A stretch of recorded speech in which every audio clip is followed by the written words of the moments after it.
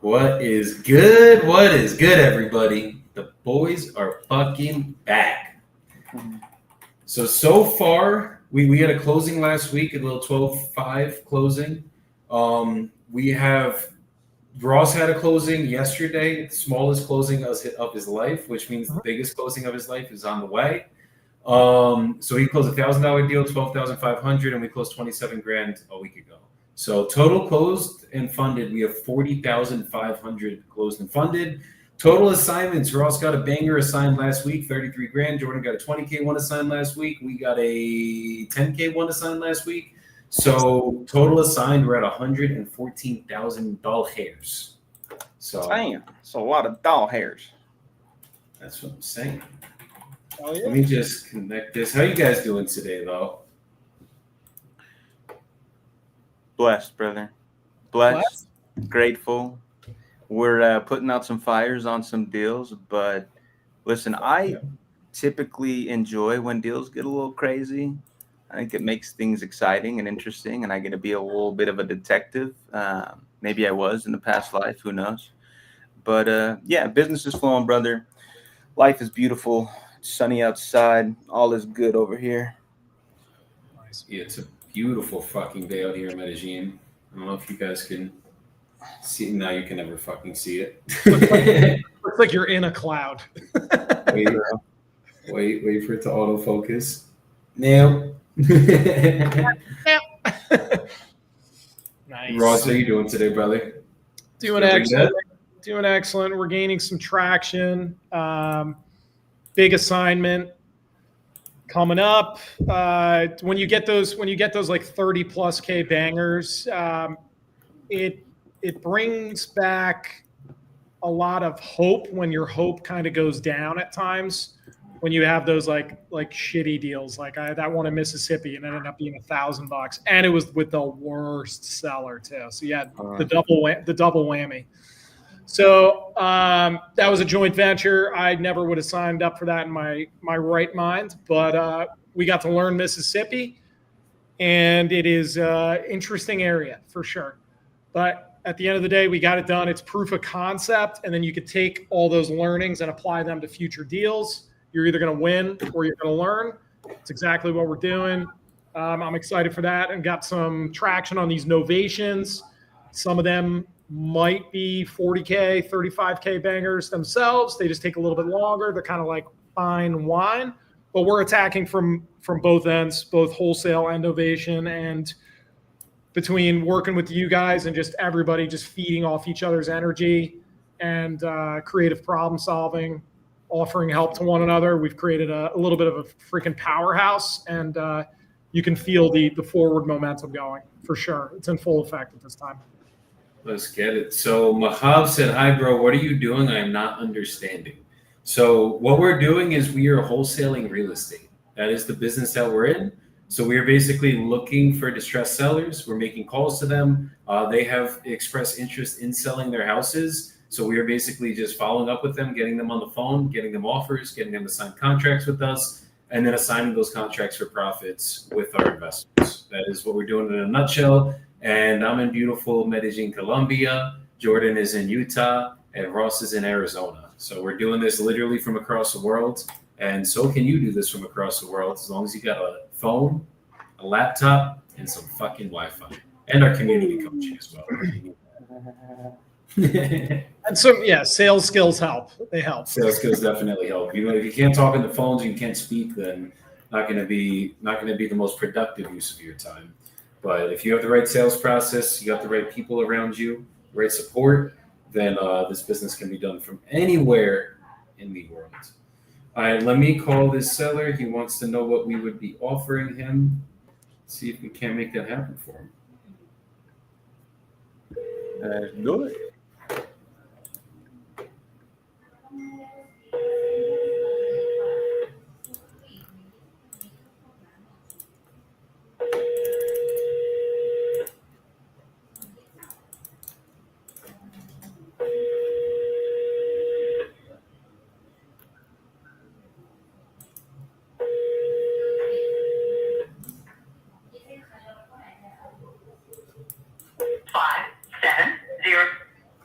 Let's hit in with the double tap real quick.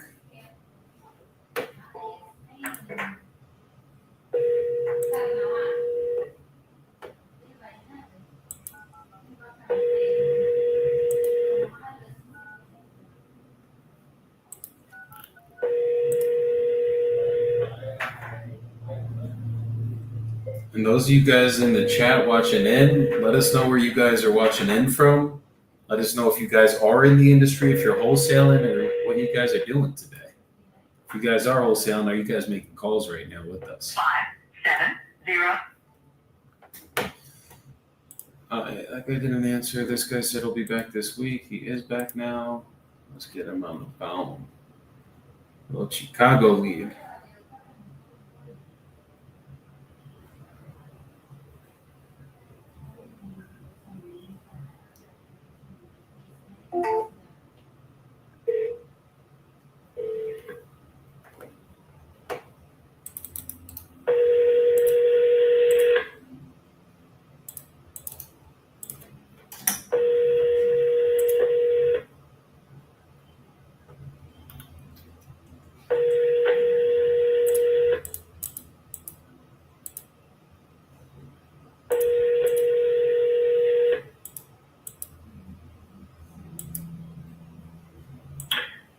Hello, you reached Jim. I'm not available to take your call right now. It's looking like a double tap kind of day, y'all.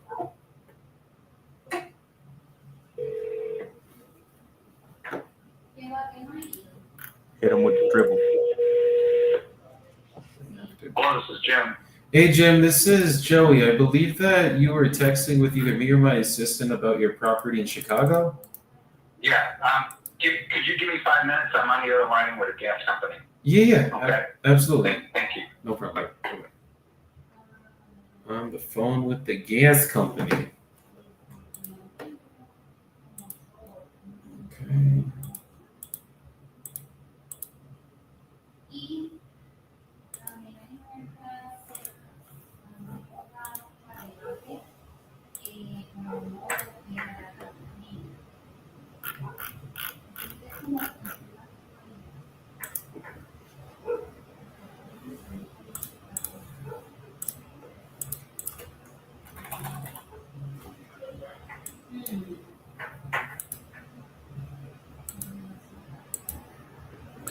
Sorry, about to call this seller who has 3 properties for me in Detroit, but just got an update on our mess in Indianapolis. I'm just going to respond to the team real quick.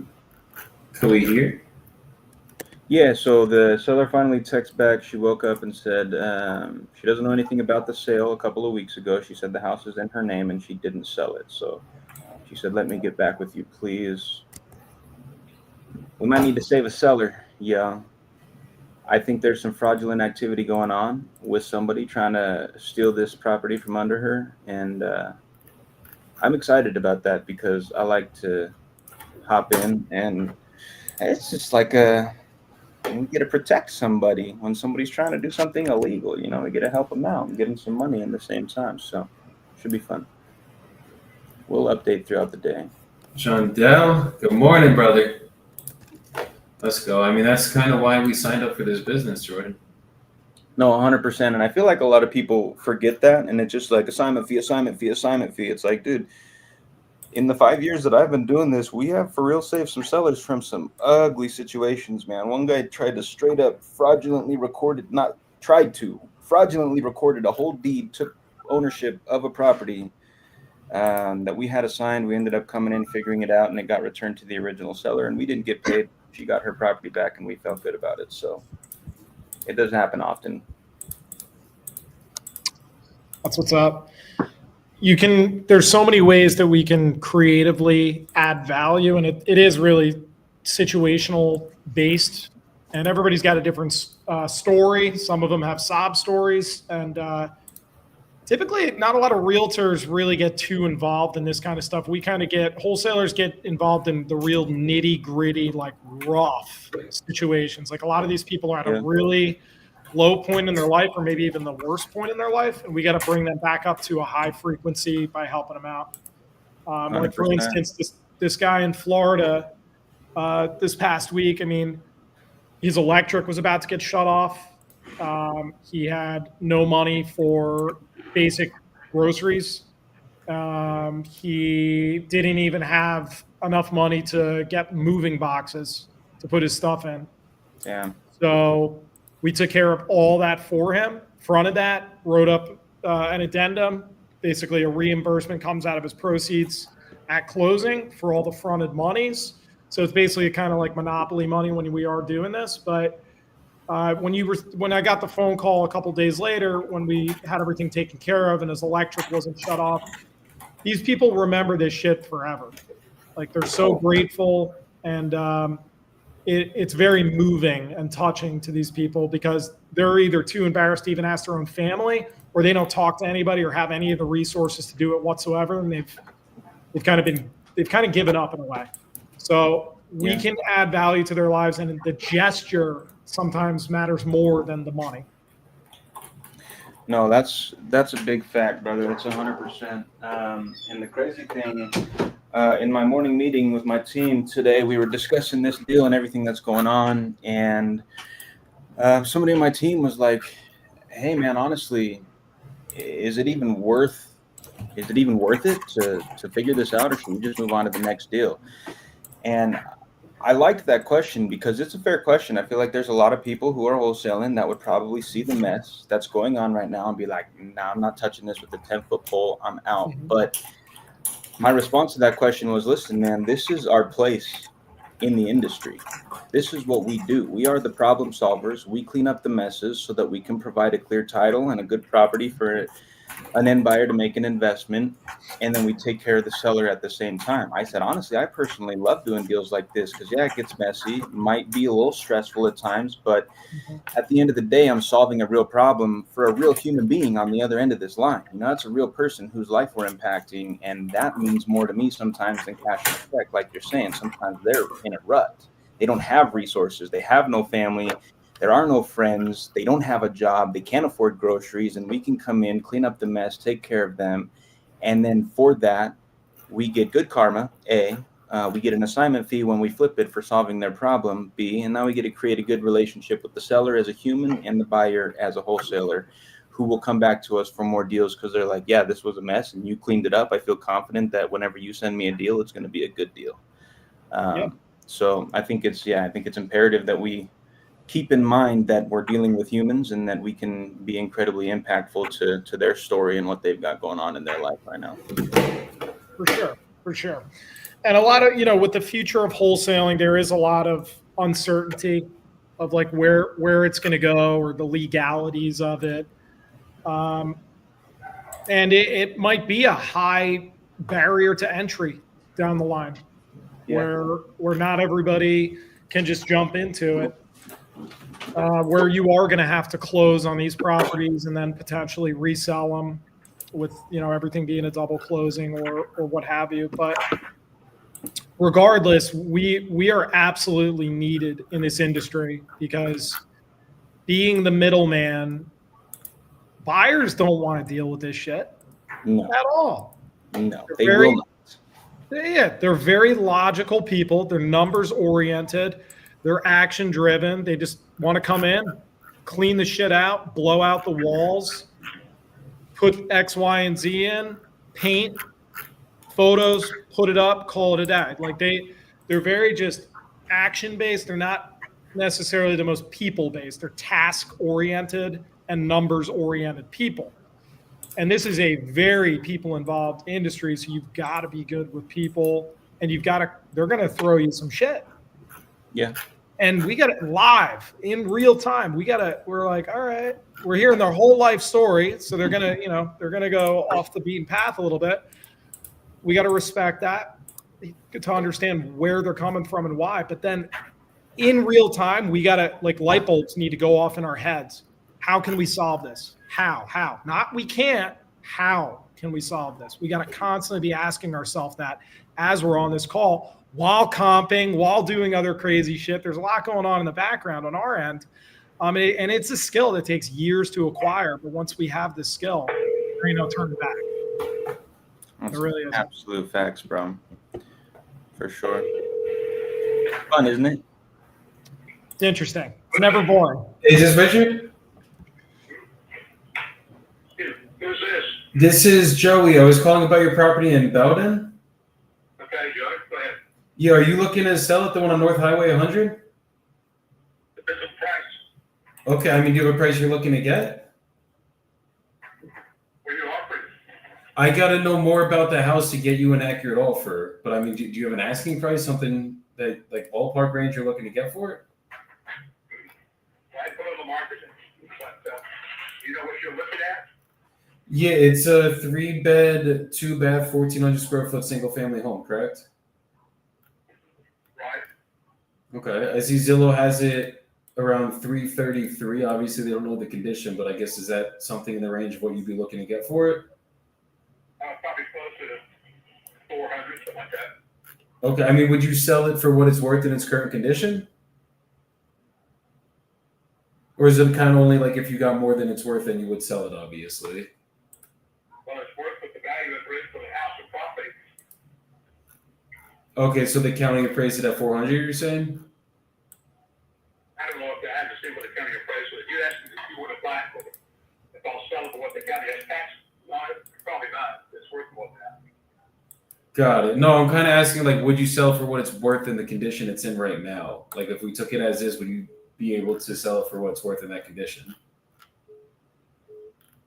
If it meets the price that I'm willing to accept, yes. Okay. But I'm Okay. not willing to give it away. It doesn't need a whole lot. Understood. Have you like recently updated it or something? Say that again, please. Have you recently updated it or something? Not recently, no, but it's been updated. Okay. Okay.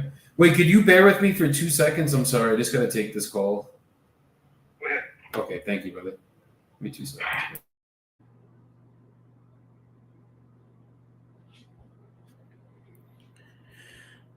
Double dialed my Detroit seller, didn't answer, shot him a text.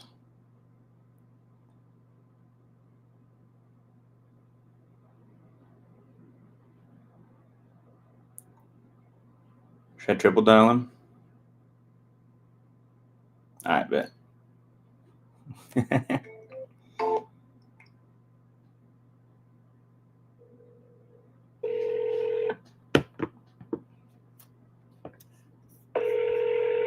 This call will be recorded for quality purpose. Oh, he's there. He don't want to talk. He don't want to get closed. That's funny. I've been getting a lot of the not even one ring today. Really? It's like right to voicemail. That's crazy. They're like, Ross is calling. It's a closer on the line. Hang up quick. Hang up quick. He's going to buy our property. Ooh, he says, hey, I'm in a meeting. Give me a moment. Bet.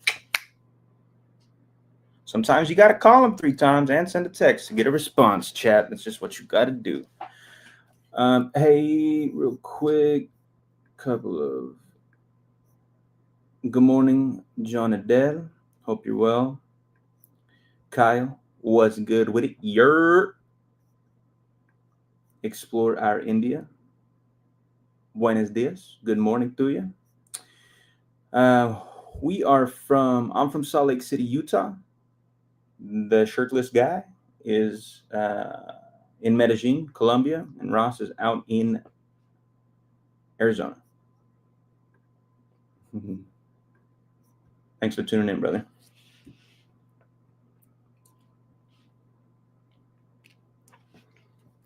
All right.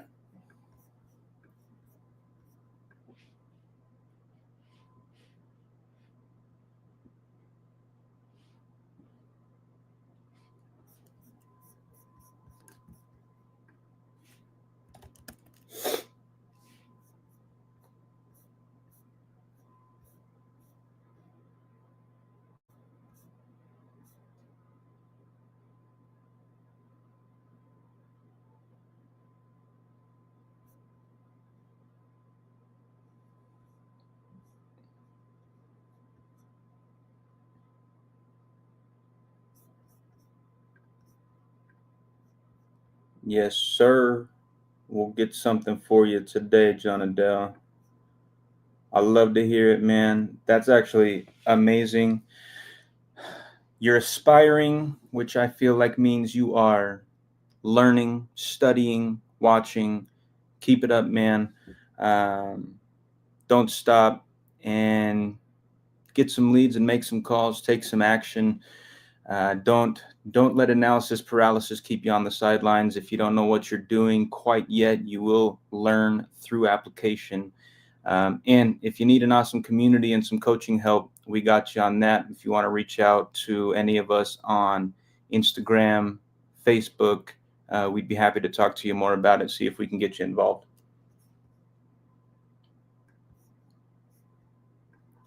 What's up, Chad? We are playing Wholesaling Real Estate. Coming at you live. Yes, sir. Hope you're doing well, man. Sorry, I'm waiting for a $2,600 fucking return to come back to my card.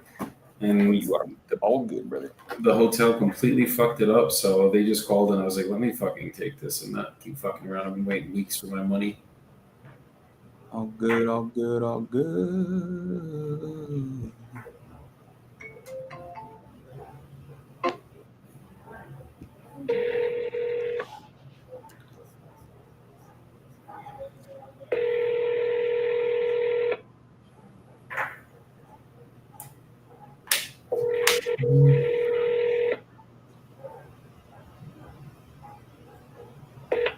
This call will be recorded for quality purposes. Hi, is this Alita? Yes. Hi, Alita. It's Jordan. How's it going? Hey there. How are you? Was I supposed to do something for you? No. You weren't supposed to do anything for me. I just, Okay. I have an offer for you for 3 of your properties that you sent me that I never got the opportunity to present for you. We have. Hang on. 1 second. Hang on. Yeah. Okay. No Oh, worries. never mind. She hung up. It's okay. Okay. Okay. So You have an offer? I like your offers. Yes, ma'am. I got an offer for you for Denison Ave, Parkview, and Grantwood. Interesting. My 3 problem children. Okay. Yes, ma'am. I remember we talked at some length about these, and I kind of understand where you're at and where you need to be. And I am not at all far away from where you'd like to be. So I just wanted to call and see if we could make something happen here on this for you. Deal. Let's see what you got. Okay, so just to run through quickly for Denison Ave, we are coming in with an all-cash offer as is at $120K. Parkview, we're coming in all-cash offer at $80,000, and then for Grantwood, we are coming in with an all-cash offer at $110,000. Grant.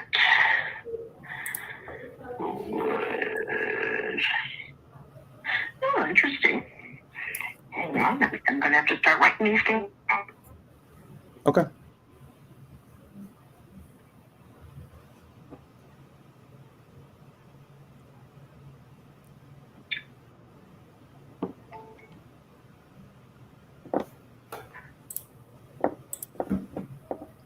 That bad? No, call disconnected. I'm only like 10K off of her numbers, so there's no way she banged on me like that. I'm going to give her 1 minute. I'll call her back if she doesn't ring me back. Come on, Jonah Dell. I love it, man. Appreciate the encouragement, my man. Try to get this one locked up. Listen, this lady's got 3 properties, and then the other guy that I was calling first has 3 properties. He's in a meeting. You know, Salt Lake Closer might fuck around and lock up 6 properties on this live. Oh, I'm going to have to flex on Joey, even though my biceps are small. I'm about to lock up some big land deals right now in Florida, so we'll see. Come on, baby. What part of Florida? Longboat Key. Let's go. These are big boys. I'm gonna throw an offer in for about $500K. Kyle pops in with a great question. Hold on, Kyle. Gotta answer this call. I'll mute myself.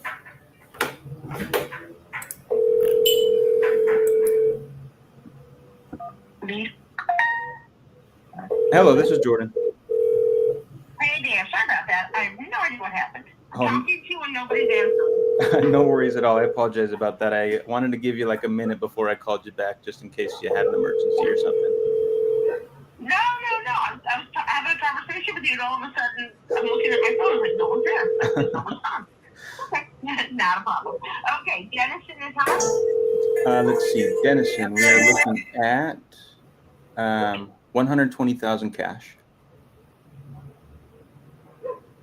What's your time frame? 30 to 60 is what we usually work with. Okay. And Parkview? Parkview, we are at 80,000 cash. Hey, sorry about that, Richard. No problem. Okay.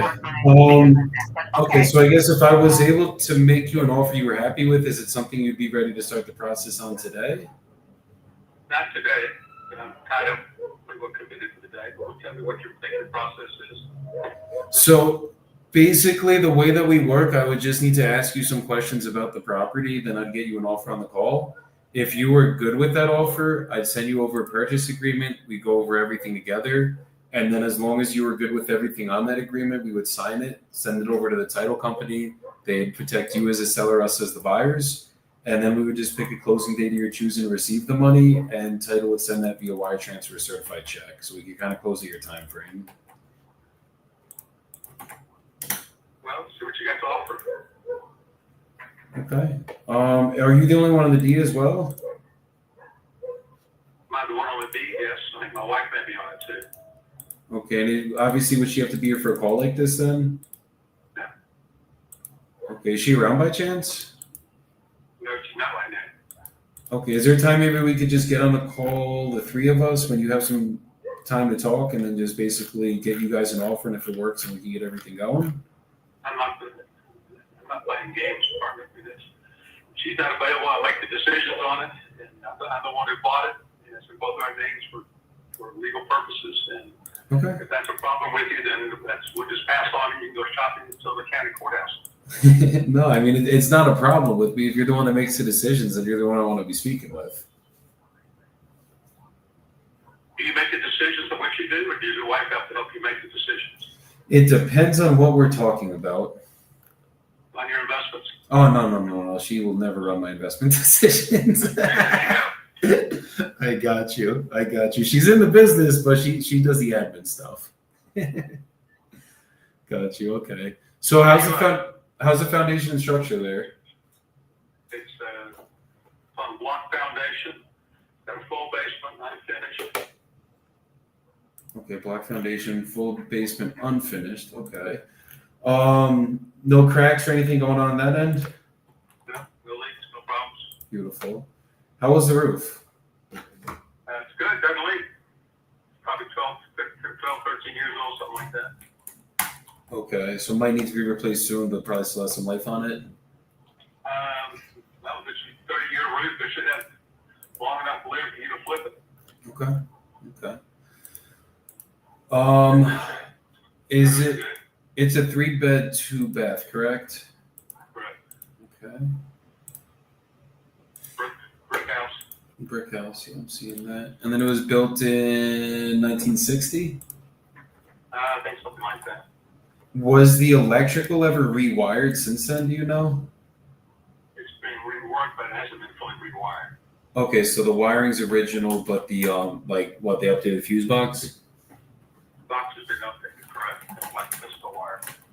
Back then, that's what wire, it was bigger conductor, they put in now, so don't be too excited. Okay. And then what about the... problems? Say it again? No electrical problems. No electrical problems, cool. Okay. Is it, what about the plumbing?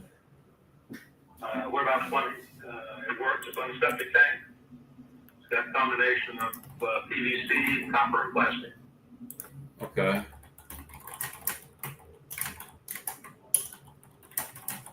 When was that updated, the plumbing?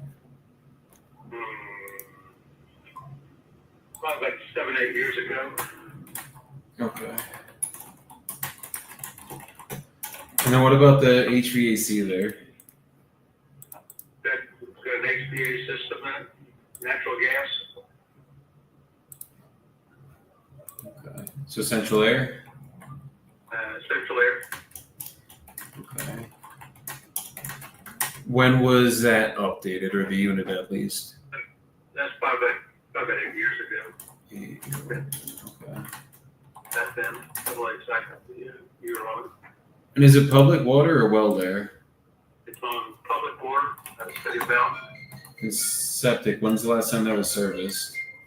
3 years ago. Okay, do you know how old the septic system is by chance?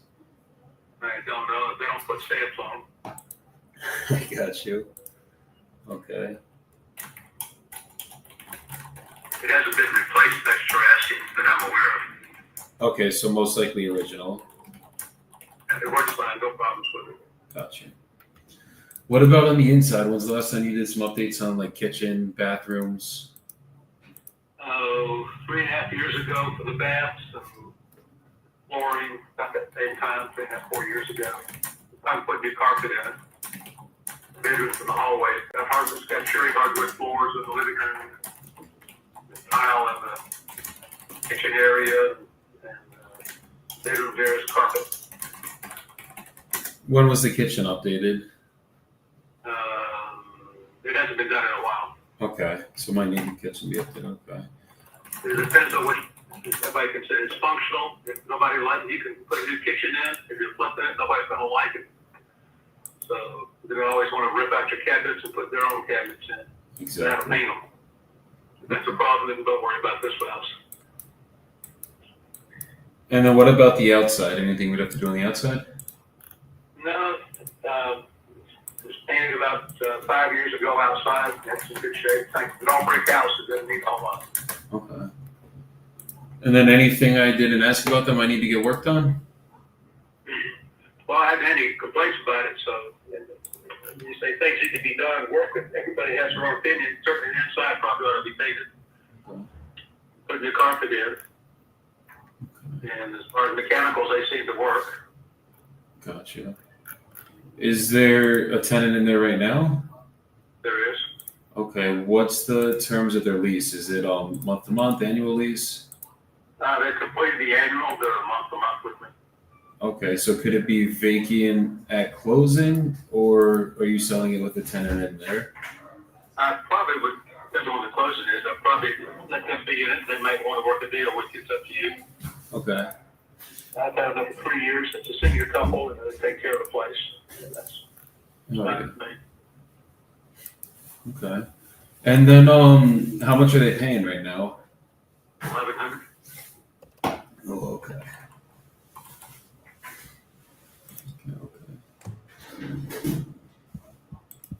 And you said they've been good tenants, taking care of the place, no issues ever with them? Right, and they take all the maintenance on it, take care of the grounds on it. It's got a lot of land, so they take care of all the maintenance, the grass cutting and all that. Cool. Okay. The house has got a lot of land, you probably realize that. Yeah, no, I'm seeing that right now. Oh wow, 25 acres. Cool. Is it all wooded acreage there? Not all, about 20 acres of it's wooded. It's been cleared once, but it's grown back. Is there a lot of frontage with it though? There is. Okay. Got a quarter mile highway frontage on Highway 100. So it goes all the way down to the left if I'm facing the front of the house? Yeah, it goes, if it's a quarter mile cross, about 1,000 feet, something like that. It's where there's like a little fence and then a dirt road with another address on it. That's where it ends? Goes down to there, right. And it goes back about the same distance, about 1,000 feet, maybe 1,200 feet back. Same thing in the back, it's almost a rectangular. Okay.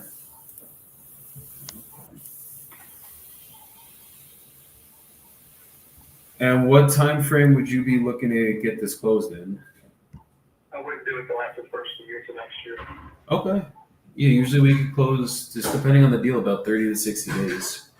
I'm not gonna pay the taxes this year. You're not going to pay the taxes for this year?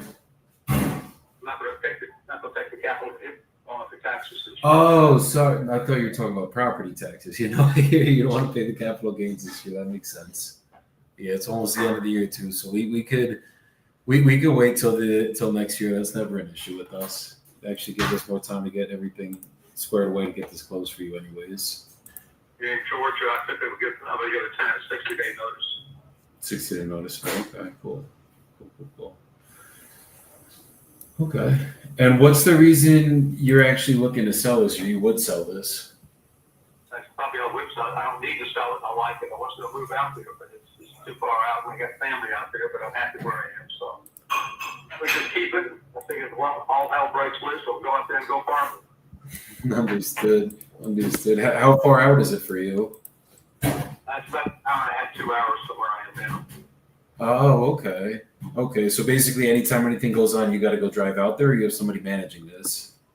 My tenant takes care of it. Okay, got you. So like even any big maintenance issues, they'll deal with it? He has so far. That is not a bad deal at all then. That's a good deal for him. Absolutely. You paid a whole lot more. Definitely. How long have you been investing for? In what? Real estate. A long time. Understood. And has it always been buy and holds for you? We've always been what now? Like have you always rented properties out? Has that always been your strategy? No, I just keep for investment. Okay. Just long-term capital gains, deferment. Got you. Understood. Yeah. Has it been a good experience, or how's the experience been for you since you've been doing it? It's been good. It's been good.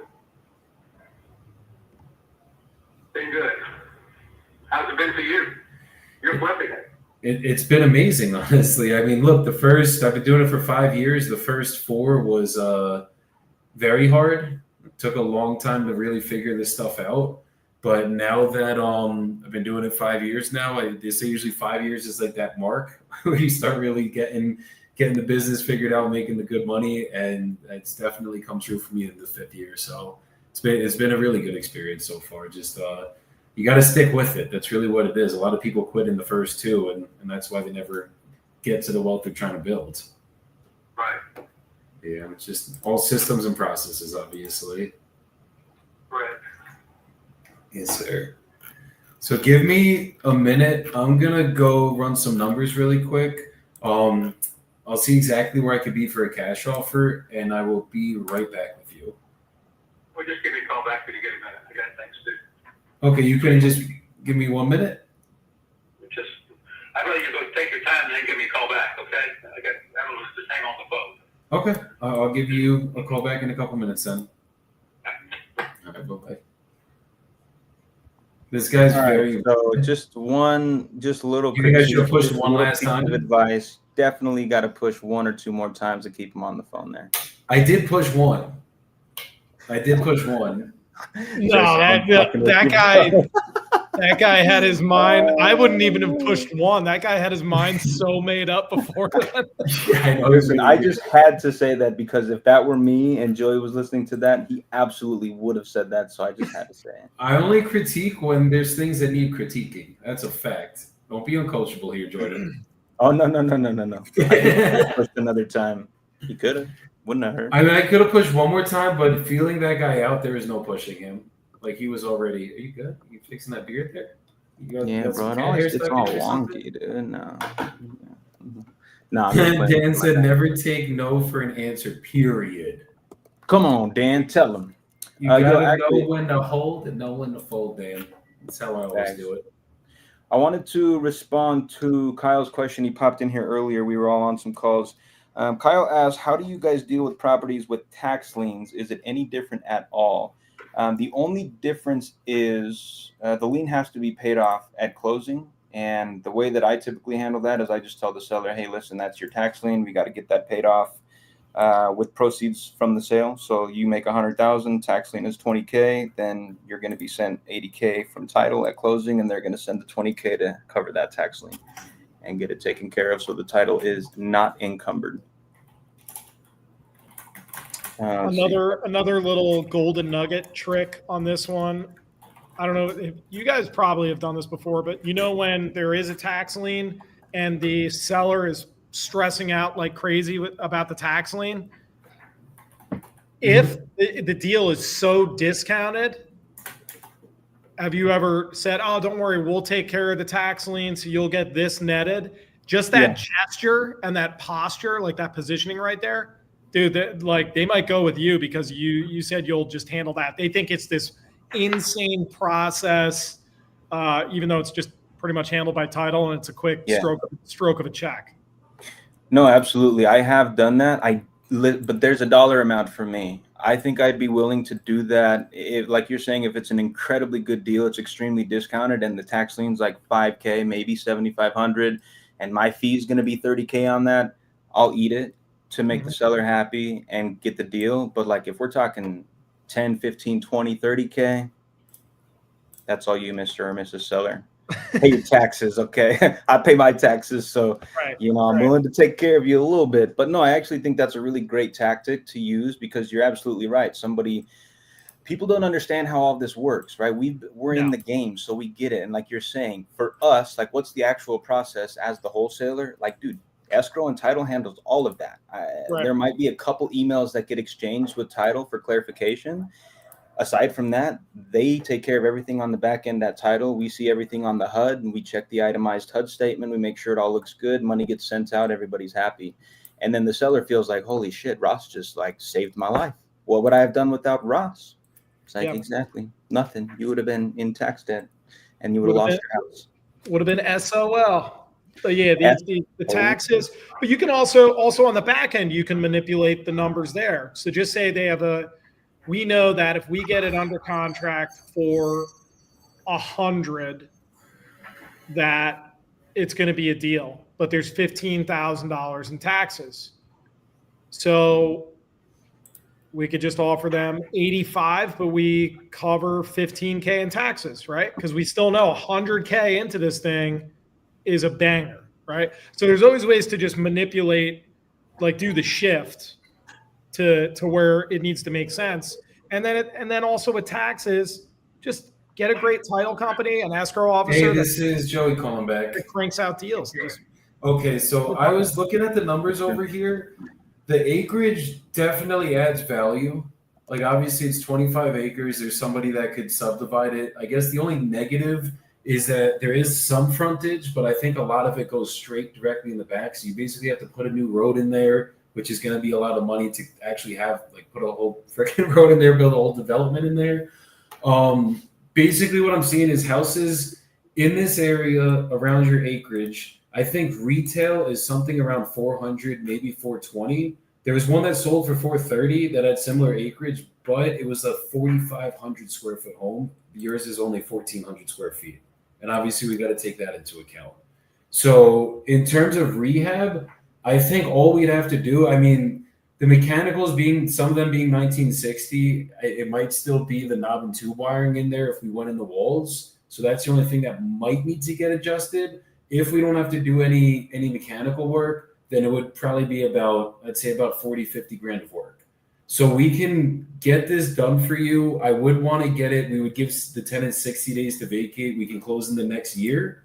And just make it where, obviously, I know you don't have to go to the property anymore, but make it so that hopefully you take this money, go throw it into another property that's closer to your house. We'd be coming in at 280 to 295,000 cash. Okay, I appreciate it. I'm not interested in that. I appreciate it. And I can just do all that work myself. But that has to be done. It's not a big deal. I can do it for less than you can. And it hasn't been a problem, but I'm not interested at that rate. It's a no-go for me. Okay, I mean, where would you be interested in? Or I guess how close could we get to that number if we could work a deal out that made sense for both of us and you didn't have to do the work? I've been to the county. I've talked to them about subdividing out and putting houses back in there. That's not a big deal. Doesn't matter the expense, no matter what the return is. No, 100%, absolutely. I guess my question is how close could you get to that range? How close can you get to be at 4? 4, we're worlds away at 4, honestly. Just because the work we'd have to put into it. It's too much money for you, I understand. It's not that it's too much money. It's just it's not worth 400 as it sits. You know what I mean? Okay. Like it's only worth 420 fixed up, and to get it in that shape, I'd have to dump at least 50 into it. Like, I got to make something here. I can't lose money on the deal. And at 400 plus 50, at 450, I'm losing 30 grand after, and then I still got to pay out commissions. You know what I mean? No investors could pay that number. It depends on what you're turning out, what you're trying to flip it, what you did in relation to the equity value for the asset of the land or the rapid appreciation in the county that's growing like crazy. Yeah, it's just the highest thing that sold. It had 4,500 square feet. It did have a little bit less acreage, but that's kind of what's going to make it balance out here. Like I'd have to build another house on here just to put that up, and to build a house right now, I mean, at least 200 grand it's going to cost to build another house. Yeah, that's about right. That's about right. Yeah. So I know. Obviously, you want to make good money on this. It just got to make sense for both of us to get a deal done. Okay. Yeah. So absolutely. Thank you, Notice. Thank you. Absolutely. You take care, Richard. If anything changes, just keep my number, brother. Will do. Thank you. Thanks, brother. I mean, we're 100 grand off, though. So you gotta be a hell of a fucking closer to convince that guy. Yeah, nah, he wasn't ready to deal. I don't think anybody Even was. when- I don't think anybody was going to close that guy. I think he was a little. That's a guy typically I'm not even going to get an offer out to, because he literally said he's not ready to make a decision today, and I just was like, you know what, fuck it, let's just fucking push him a little bit further. Right. I kind of broke my rules there, but I'm good. Hey, Thomas. Hey, Joey, how you doing? I'm good, brother. How's it going today? Pretty good. How are you? What's up? So I'm looking at the land. I definitely can put an offer in on these. How many parcels is it again? It's 4 parcels. It's one big parcel with four buildable lots on it. Okay. It's an acre with basically 4 buildable lots. If I was willing to cover everything, like obviously we'll take care of closing costs, there's no commissions. Do you think he'd work a deal out 500 a lot? It's possible. Okay, could you put it in with him? Yeah, if you write it up, I'll get it to him. Okay, just send the contracts to you basically again? Yep, exactly. Let me write it up, and then do you think we could get him on a call to present it to him? Yeah, I wouldn't either tonight or tomorrow morning. Okay, and whatever happened with the house? He sold it to a different buyer. That's cash. Hell yeah, so we got it done. Yeah, he got it done. I love that. Yeah. Okay, perfect. So yeah, let me know what time we can get on a call. I got to take this call that's coming in really quick, Okay. and let's see what we can work out. All right, thanks, man. Thanks, brother. We'll talk soon. Bye-bye. I can't believe he sold that house. He had like no time left on it, and somebody came in last minute. He probably fire sold it. He just wouldn't sign a contract with us back then. Rough. Timing is everything. Hey, Data. There you are. Hey. Sorry Hi. about that. I was on another call. I'm on the live right now. Oh, are ya? Okay. Yes. All right. So is he? Good deal. He's good to talk. No, he can only talk right now. So I figured I would get you on the phone. Yeah. First, and then try to figure out how to add somebody in here with you. Okay. I don't know how to do it. All I have is mute my keypad. Is there more? Are you on an iPhone? Yeah, and headphones. There should be the more on the left side, I think, or it should say add people. Maybe it doesn't do it on my Google Voice phone number, this number. Yeah, it might have to be on your phone. Yeah. I mean, it's my cell phone. It's just a different number, same phone. Okay, let me hang up and I'll call you back from my 253-380 number. Okay. Okay, bye.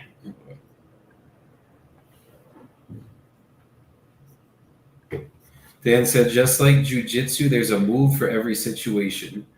I mean, Dan, me and you have a very similar mindset. I normally never let people off the phone. I just also I know where that guy was. I know exactly where that guy was. We were not going to work out a deal at 400 grand, and there was no convincing that guy to drop because there was zero motivation. I'm looking for people with motivation. That's the only reason he's going to sell that for 100 grand less than he thinks it's worth. Hey, Dita. Okay, there we So- go. So guys, Let's this is see. There it Dita is. from my Let me toss community. that option now. Let's go. Add. And we're basically, she locked up a deal a couple grand too high, and we're gonna get this guy on the phone and find a solution for him and see if we can help him out. I'll introduce you as my partner. Yes, perfect.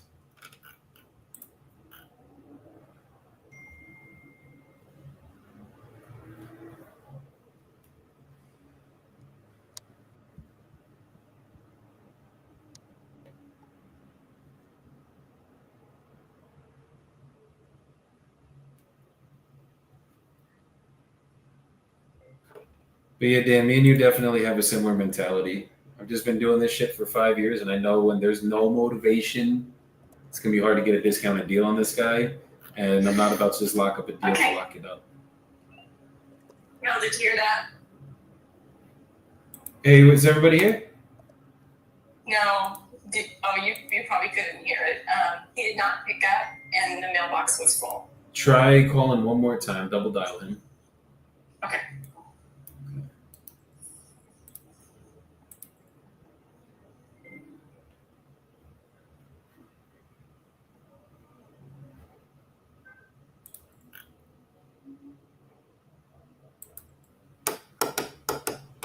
Yo, Joe, what is that thing you've been looking into for a market pending to sold ratio? Pending to active.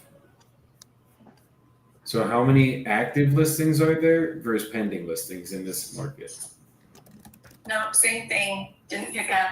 Oh, shoot him a text and just be like, hey, is this... Voicemail was full. Just shoot him a text message and just say, hey, is this still a good time to speak? Yeah. Okay. And say, if not, what's a good time? And we'll get him on the phone. Okay.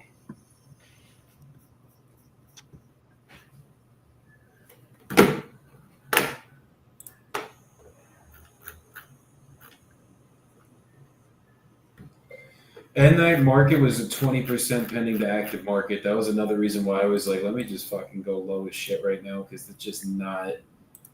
Those are the hard ones, bro.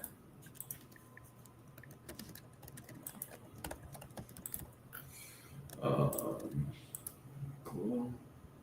What's the target for pending to active? Okay, I just sent the text. Okay. Sorry about this. I know your time is valuable. No, you're good, dude. Look, I just have a call at 2:30 scheduled with the seller, and then I'm good basically the rest of the day. Other than 4 o'clock, I have my dispo training with my team. But even if we have to knock it out really quick while I have my dispo training, we could do that. Okay. Yes, we'll get it figured out.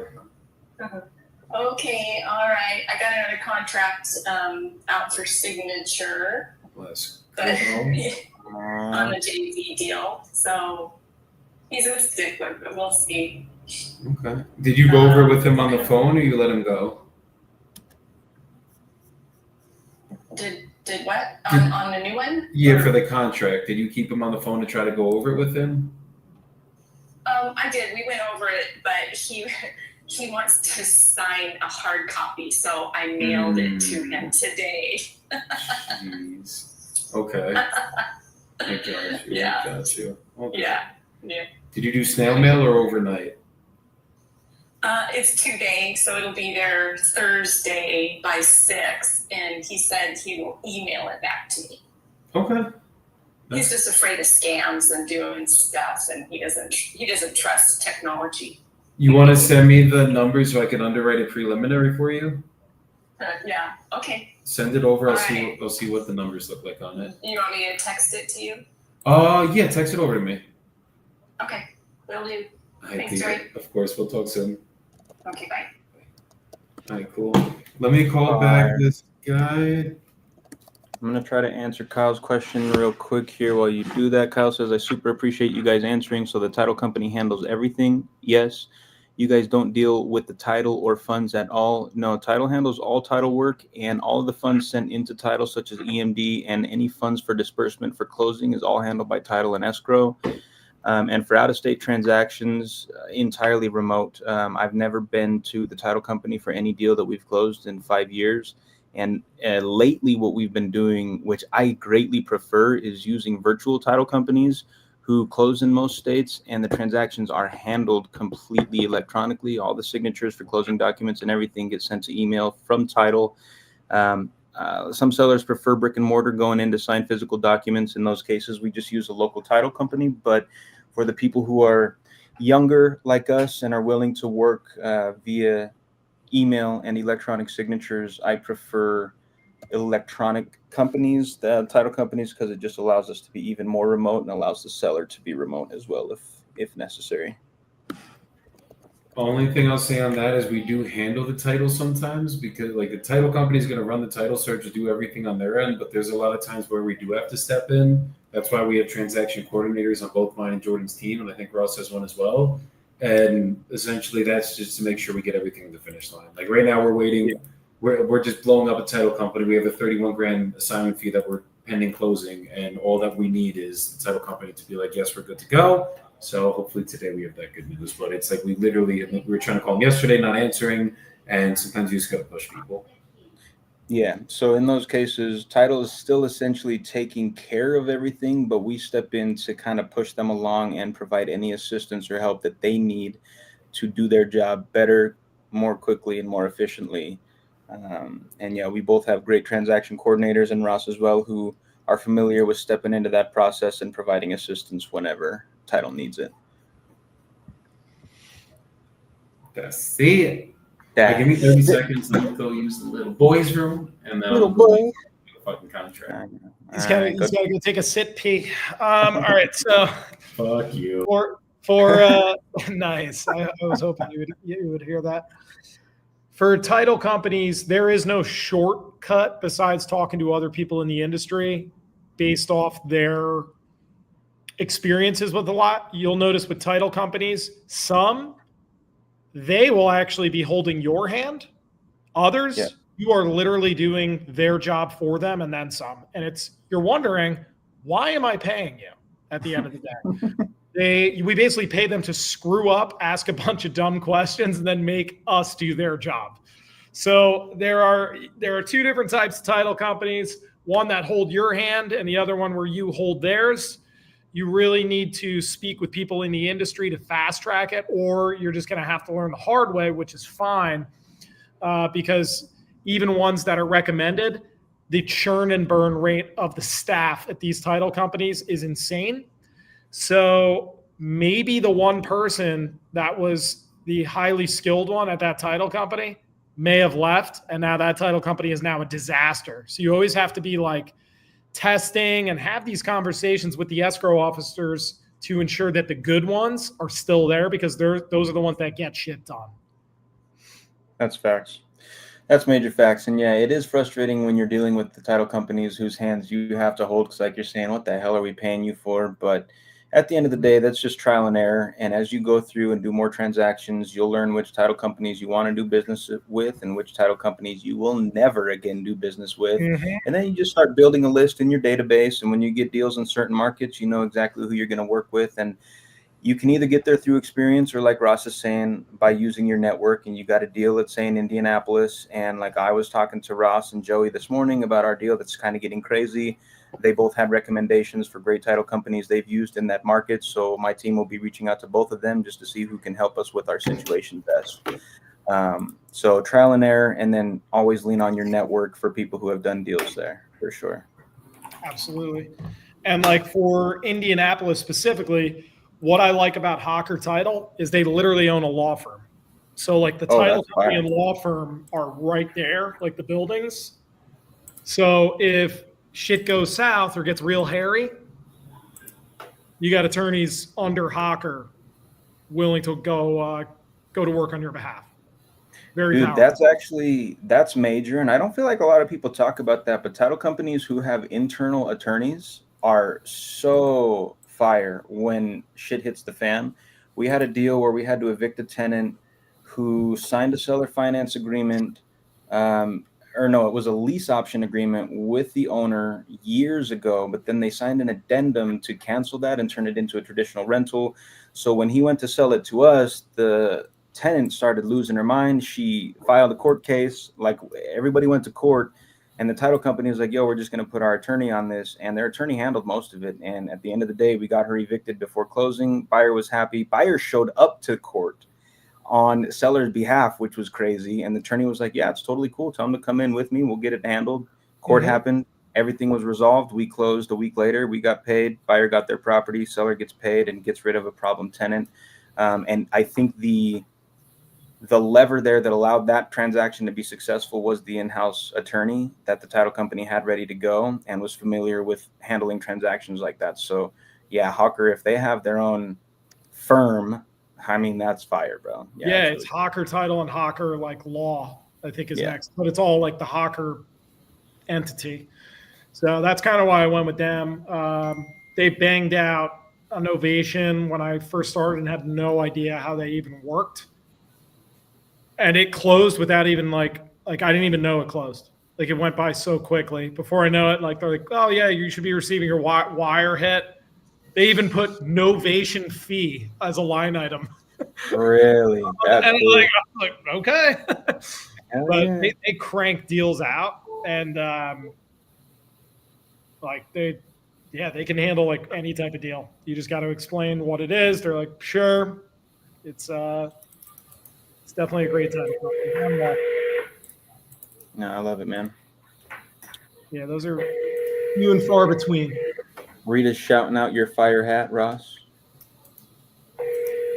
Yeah. Fly with Quicksilver today. And Rita says, yeah, we had a deal at the title company. Hey, what's going on up there in New Jersey? Hey Jay, it's Joey calling. How you doing today, brother? Yeah, we did all right. Things been going good? Good. I think I missed the text from you about a couple days ago now for the Oklahoma City lots you have. What? So you're still looking to sell those? Yeah, I ended up going in half with somebody on a lake lot out of Eufaula. Got a house on it, and I'm going to end up just refurbishing that house out there. So I'm not going to end up building on it and stuff, and I didn't have to really pay a whole lot for that out there, so I got a good enough deal that I'm not having to press for more than what I needed. Got it. So what are you? I guess where are you at now, price wise? You what now? Oh yeah, you guys. We talked about 80 for 30 and 50 for the 2 lots, and then it's bottom both 75. And you guys have come up with about 50. And I was like, well, let's have that one corner for that, and you said you needed a boat. So we can make something shake at 50 today. You're thinking? Well, I look at it is if I'm gonna come on cost about 25 grand, I'm gonna need at least my tithe money out of it. So if we go 55, 55, I'll put another 5 cents in there and be able to cover all my tithes and do my 50. So if you go 55, it is kind of hard when you're tithing because you're gonna end up having to come off. I came up with another nickel. But anyway, if you guys could do about 56, that would cover it, or just all 5s across the board. How many lots was it again total? I know it's been some time since we last spoke. There's 2 lots in Turner's Den. There's 2 lots. One's 3,000 square feet, and the other one's 5,000 square feet. So together, they'd make 8,000 square feet. The one on the corner is 2 lots at 25 by 100. And the one across the top, and they're already together. And the one across the top is the north 40 feet of lot 16, 17, or 17, 18, and 19. And you were looking at 80K for the package, right? Yeah, if you bought them both at the same time, I'd knock 5 off. So basically now you're saying 50, if I could do 56K for the whole package, it covers your tithing, then you're good to go? Yeah, I'd go ahead and let them go to you for that. So basically 20, I can't do math today, my brother, 25,500 a lot. Yeah, but the one is 2,000 square feet bigger than the other. Okay. So you're probably looking at about, I don't know, I was wanting $10 a square foot for it. And that would have been 80,000, 30,000 square feet. But if you just gonna go ahead and, I mean, I could make something out of that other lot if you just took the corner lot. No, I'd probably take. If we're gonna do it, I'd rather get both of them, honestly. Yeah, and if you could use them and make something out of it, come out ahead on it. But you know what it is the fund's really worth more than what I'm gonna let them go for. Yeah, I think you're kind of right on par if I'm being honest with you, because basically there's one that sold for 18K right down the street.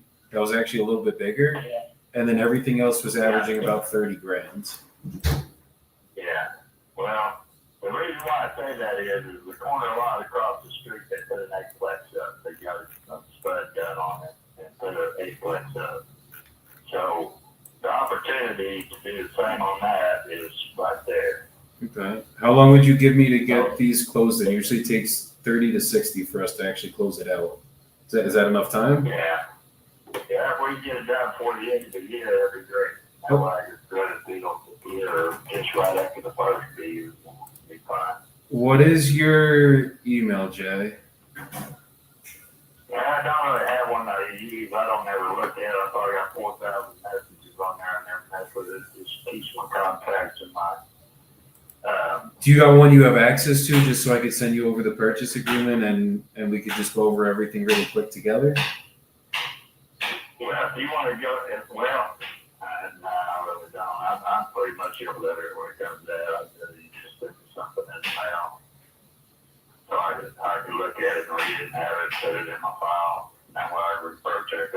I go looking up something, I get way off in the space all the time. I can't get back to what I'm looking for, and I just get frustrated and give up.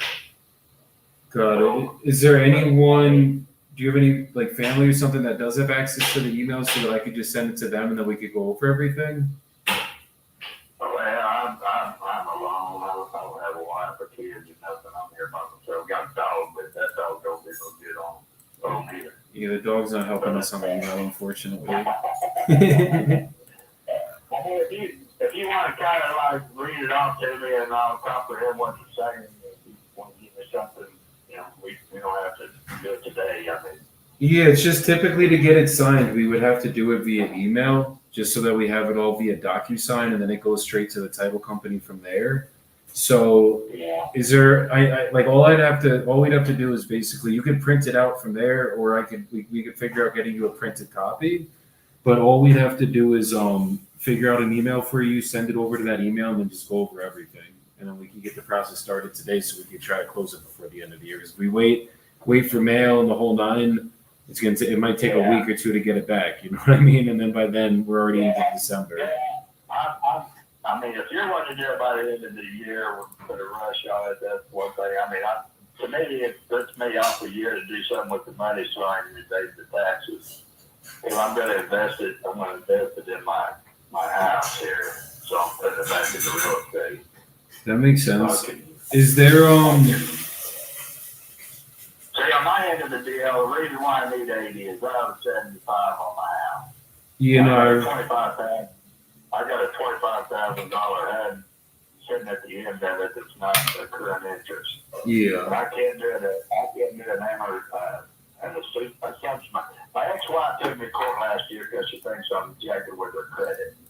Because she got remarried last year, and I guess the old boy, he's worried that this is going to cost because she's on the co-borrower. And they won't take her name. We've been divorced for 23 years, and now it cost me another $1,500 to get a lawyer. It cost me all that other money, and it was crazy. It was stupid. She should have just came and asked me. But I found out through the process I can assume my own loan and get her name off of it. But I can't assume can't do an assumption loan until I satisfy half with the $25,000 set at the end of the note. Does that make sense? And I can't refinance even with that set at the end of the note. So I've got to come up with an extra $25,000 to be able to kind of get a couple different birds with the same stone. You know what I mean? No, that makes sense. So if I go ahead and force it at this price, Oklahoma City's moving so much right now, it's just pathetic. And those lots aren't but about 2.5 miles from downtown. And there's nothing, anything vacant downtown is getting gobbled up and built on. So if you know, the only reason why, I mean, my neighbor next door is going to give me the 50 for it, and it would have done him some good because he's got the house next door that you really need to build this annex, and his backyard butts up to the other lot. So now he can have backyard access from that other lot, and he can still do something with the corner. Well, if he had that house to that lot, then you know, you can build a shop on it, everything else. So when you guys have the DocuSign feature that you can send it to their cell phone? So You do? $70K for that little 375 square foot shotgun house that's next. I think so. Let me double check. Lot.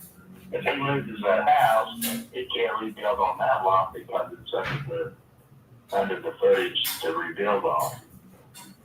So with all those gazettes going into it, I mean, I don't want to tell somebody you can buy this and then they're stuck with something that they can't build on until they buy that, and then, you know, play that. I don't want to be that kind of guy. We can build on both of these though, right? Well, you can take, okay, the way they've got it structured over there now, and they're changing now because now you can build a cottage in your backyard of your residence. All right, so they opened up an area of the inner town here that if you own a house, you can build a backyard cottage to house something. So it's almost like getting a kind of a duplex additional to an income supplement, and they're doing that so that they can get a lot of these homeless people off the street. Because they feel like if people have a heart to let somebody live somewhere in the shed or something and not be in their house, they'd open up more doors to let these homeless people, whether they're because of jobs or drugs or whatever, they're not in those people's houses to get them off the street. They're in a backyard cottage. And then they could lease them those cottages so it's able to get extra income. So if you was to take both these lots and combine them, they said that they would, I think it's like $1,500 that you go through the process with, and they change the zoning from R1 to R2 or whatever, and they put you a duplex up there. Then you could put 2 other cottages in there too if you can get them to fit in there, and you should be able to make all that happen. But as they sit, then basically we couldn't build on it. Like if I wanted to put a house and a house on each of them, we couldn't do that right now? Well, you can't. The way they told me, they said for an R1 you have to have 5,000 square feet. Okay, that's what they told me. Yeah, I'm not liking these They told me that back in 2014, and it was the R9 code. So 2009 residential code is what you have to build. Now I think it's an R15 code. So they brought it up to code to 2015. You know, which in my world, I didn't go do all the math and all that. I don't know. It's however far apart you got to have your electric plugs and how many plugs you got to go in each room and how big the closet has to be and how big the bedroom has to be. You know, all that fits in there are codes.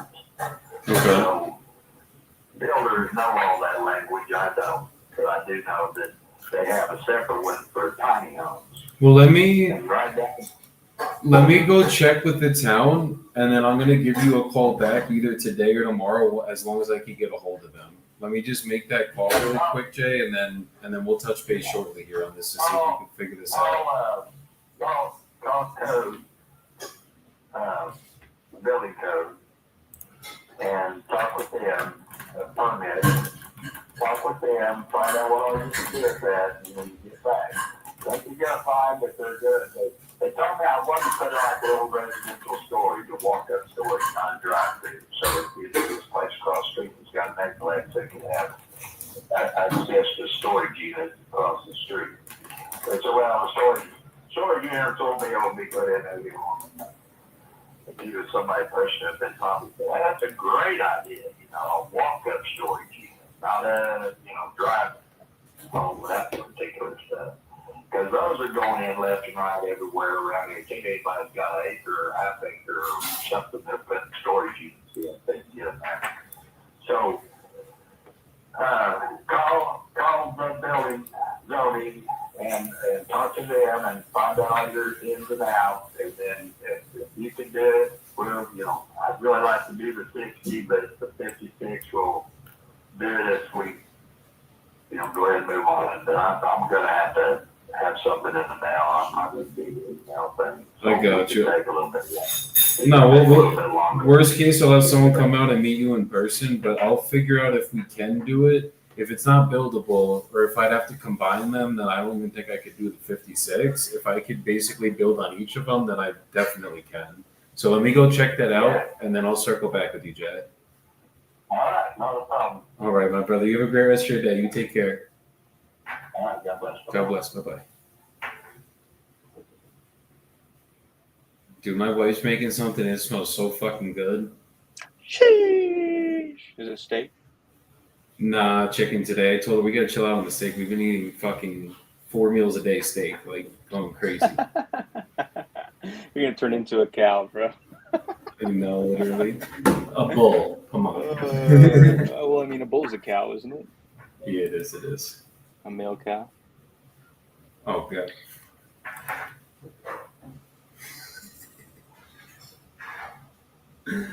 All right. Let me make this next call. Someone said the bald one is Zaddy. Oh, Jesus. Ross, you're fucking muted, buddy. Probably for the better. You ever gotten that nickname, Joey? Zaddy? A couple times. Usually it's Papacito, but. Papacito. Zaddy's a good. Hey, Ross. What's up? Check private for me real quick, por favor, amigo? Yeah, that's not a deal though, unfortunately, guys. I gotta check with the town, but I'm almost positive you can't build there. Yeah, if those are not buildable, scratch it. If those are buildable, I got lots of people in OKC. Lots of Builders? Just lots of people. No builders specifically, but I got a list of buyers that I've done deals with out there who probably know builders. Hello. Hey, Kelly? Yeah. Hey, this is Joey. We had scheduled a call for today about your property in Detroit. Yeah. Hi. How are you? I'm doing amazing. How are you today? I'm good, thanks. Good. Are you over in the Pacific Coast right now? That's why you said in PSD? I am. That's where I live. Oh, okay. So this is just an investment for you or something then? Correct. Understood. Okay. Do you know how much you're looking to get for the property now? Well, I don't know. I'm trying to find out what the value is.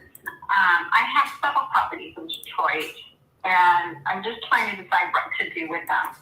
I've had them for a handful of years, maybe since, I don't even remember, 2016 or 2017 probably, some of them. And I can't decide if I want to keep them, if I want to sell them, 1031 exchange, move into something that's closer to where I live. I'm in Seattle, so something closer where I can manage myself. So we're inching towards retirement, so we're just trying to figure out what to do. Okay. This particular property, people have reached out to me about it, you included, and one of the other ones I keep getting regular calls on. And so I don't know if that's a sign, like it's just time to do something with them. I'm open, I guess. I don't know what the value is. We just had a tenant move out several months ago and left it pretty messed up, so I had to do basically the whole thing rehab. I think we put 30 grand in. Oh, wow. That was this one I'm calling in on? Yeah, that's the one you're calling on. So it's been redone, and I have a new tenant in there that's paying pretty nicely.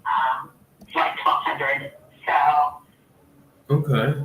I don't know. I guess I should let you lead the conversation of what you're interested in, and I feel like we've texted. I don't know if I'm texting with you or a partner or something, but we've texted back and forth a lot, and I just feel like it's more productive to just get it out on the table in a conversation to see where we're at. 100%. Okay. Because like obviously we are investors, so we're gonna if we do work out a deal, we're gonna buy it straight cash. Obviously the numbers got to make sense for both of us to do it. So like I'm not specifically gonna be the highest price buyer coming in. I'm not buying it to live in it. But as long as if it's a cash flowing property, we can make money on it. We could probably work a deal out. Mm-hmm. Well, I guess then I put it in your lap. You just need to figure out what the numbers are. You know, what makes it work for you. So let me ask you this then: if we were able to come to terms today on numbers, I'm going to go over everything on just take a deep dive into the property, tell you what we could pay for it. But if we were able to agree on numbers, is it something you'd at least be ready to start the process on today? Absolutely. Okay. And is it just this one that you would want to be selling, or would it be a couple of them? Or is it just start on this one and we take it from there? Well, I'm literally talking to someone else who is the boots on the ground realtor who deals with investors in Detroit, and I've given him all the addresses, and he's going to look to see if he's got an investor who'll just take them all. So if we could take them all, you'd be happy with that? The numbers have to work, right? The numbers have to work. So I'm not saying I need to sell them or want to sell them. I'm just looking at if that's a good option for me. So if I did, then I would just take the money and buy something else. Okay. So, are they free and clear, all of them? Say again? Are there mortgages on all of them, or are they all free and clear? All of them have mortgages, yes. Got it. Okay. How many are there total? I think we just have 4 now. 4. Okay. Can you just give me, because they're not coming, usually it'll come up as your linked, but could you just give me the addresses to all 4? Could you text it to this number that I'm calling in on? Is that possible? Give me a second here. I don't have them memorized, but I do. Let me pull up this email. But I just sent, so they're all in this email, I know. Okay. Even if it's easier to forward me the email, you could do that too. I could text you my email right now. Okay, hold on a sec. Let me find it. So not too motivated of a seller here, but she seems like she wants to sell. Maybe if we get her a package price without her having to pay that realtor person, we could get it done. Yeah, this kind of just falls into the seller type of reasonable. Sometimes they don't have to be motivated. If they're just reasonable, Exactly. Reasonable ones are great too. A lot of novations are reasonable. Like they're just like, yeah, that works. Cool. So, you could have something. Do you want us to underwrite anything? You want to send anything over? Yeah, I'll send it in the chat. I think I gotta be, this one cash comps, like on a quick look, 154, but then there's 62, 106, 77, 85, 70. So, I'm probably it's probably worth about 110, 120 fixed up. She's probably gonna want something close to that, I'm assuming. I just put it in the private chat. Let's see what you guys think. I'm thinking like 60, 70K if it's rented out for $1,100 a month. What's condition? Yeah, what a little more info? She just fixed it up. She literally just put 50 or 30K of work into these because the tenant destroyed it, and now it's rented out for $1,100 a month. And the first one you said it was $1,100 a month? Murray Hill is $1,200. I think that's comparable. I think that's probably market value. Yes. It's coming your way. It's coming your way right now. Okay. That should be comparable.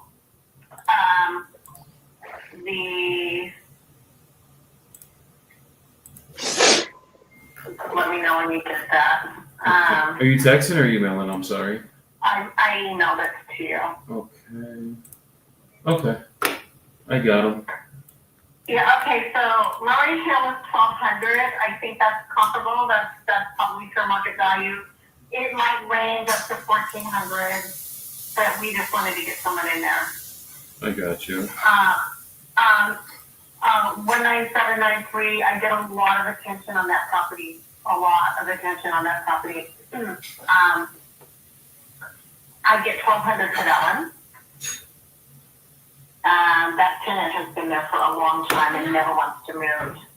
And she's Section 8. So it's 1,300. I'm sorry, you said. 1,200. So it's 1,200 for Murray, 1,200 for Hubble. Yeah. Okay. Grandma is not at market value. She's been an exceptional tenant. We're getting 800. That rent is going up as soon as the lease is up. When's that lease up?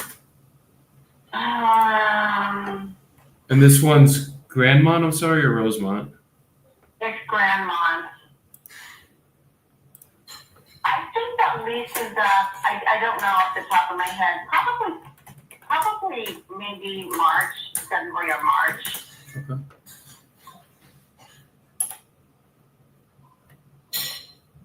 And Rosemont is undervalued also, but we just raised the rent to 800. I'm not super stoked, but here's the bottom line. I'm not super stoked with my property management team. I'm a property manager. I've been a realtor. I've been in this business for 30 years, right? So I'm probably the worst person to be a client if you're my property manager because I'm gonna make sure you're doing your job right. I mean, the worst but the best, because it's like you if you're living out in Seattle and you have your properties in Detroit, you better have a good property manager, especially in Detroit. Otherwise, I'm always doing a job for them. I'm always doing follow-up. I'm always saying we need to raise the rent. And if they don't, they just, I'm not telling them what to do, then they don't always do it. And if it slips by and I didn't catch it, then I'm stuck, right? So then you start for another year. yeah, right. I mean, that is literally, and I'm not kidding you, that is literally what happened. That's not fun. And so I'm not super stoked with these guys, but they performed in other areas, and Detroit's just a funny bird, right? I get that. It's not like investing anywhere else, not for me. So, but I would just like it to run smoother. So I'm either A, looking for new property management, or B, deciding if I'm keeping them. My whole goal was just to let them cash flow into my retirement years. But I don't want to have to manage a property management company. Yeah. Or see sell again and move back something closer to home so that I can manage it easily myself. Or, I'm just kind of on the fence. That makes sense. So basically the way that we work, I'm just going to ask you some more questions, just get a little bit deeper into the details of the condition and everything. Then I'll get you an offer right on this call. And if you're good with the offer, I'll send you over the purchase agreement. We can go over everything together. It's a one-pager. And then as long as you're good with everything on that agreement, we would sign it. Obviously, send it over to title. And being the realtor, they would protect you as a seller, us as the buyers. And then we would just pick a closing date from there for you guys to receive the money. And title would send that via wire transfer certified check. Yeah, so pretty simple with us. And then obviously if we do agree on everything, we would just send our team out there, get pictures, do everything we need to do to get the money raised for us so we can close this for you in a timely manner. Usually it's like 30 to 60 days for us. Yeah, so, okay. So I have all of the rentals right now. So it's basically 800, 800, 1,200, and 1,200. Murray, basically, what's the situation with like the mechanicals for Murray? Were those original to when the house was built in 1938? Or have those ever been, has the house ever been rewired, replumbed? I've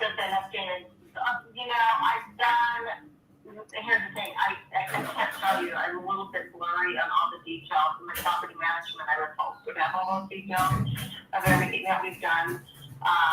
I've had to do two major kind of remodels there. The first time when we purchased it, and then the second time when the tenant left it a disaster.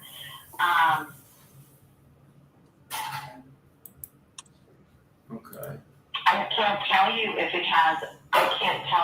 it has a new roof, windows, if it has, I don't know. So age of the roof is unknown, but mechanicals, those were all updated when you just put the 30 grand in on that one, did they do any mechanical work as well? Or is that they just basically did like the sheetrock floors, kitchen? I I would literally have to pull it up and ask the property manager what it is. Because again, they're not straightforward and transparent. They can give you all you a whole bunch of shit, like this is what we get. And, but I don't have it clear in my head. I would literally have to ask. I don't know. Frankly, I don't know on any of these. Like, I know when I bought Grandma's and put a new roof on it, that one originally was Hubble. You know, those are Section 8, so they have some specific requirements. It was put in like a new water heater in Hubble. I know some plumbing issues took place. Some upgraded plumbing happened in Rosemont. But I can't answer that. I'm sorry. We'd have to do more due diligence on that. Okay. Well, if we can agree to terms on numbers, obviously we'll have time to do our due diligence on our end as well. Yeah, for sure. No issue on that end. In terms of the rents, are they? I guess just go one by one with me really quick. Do you know when the leases are up by chance?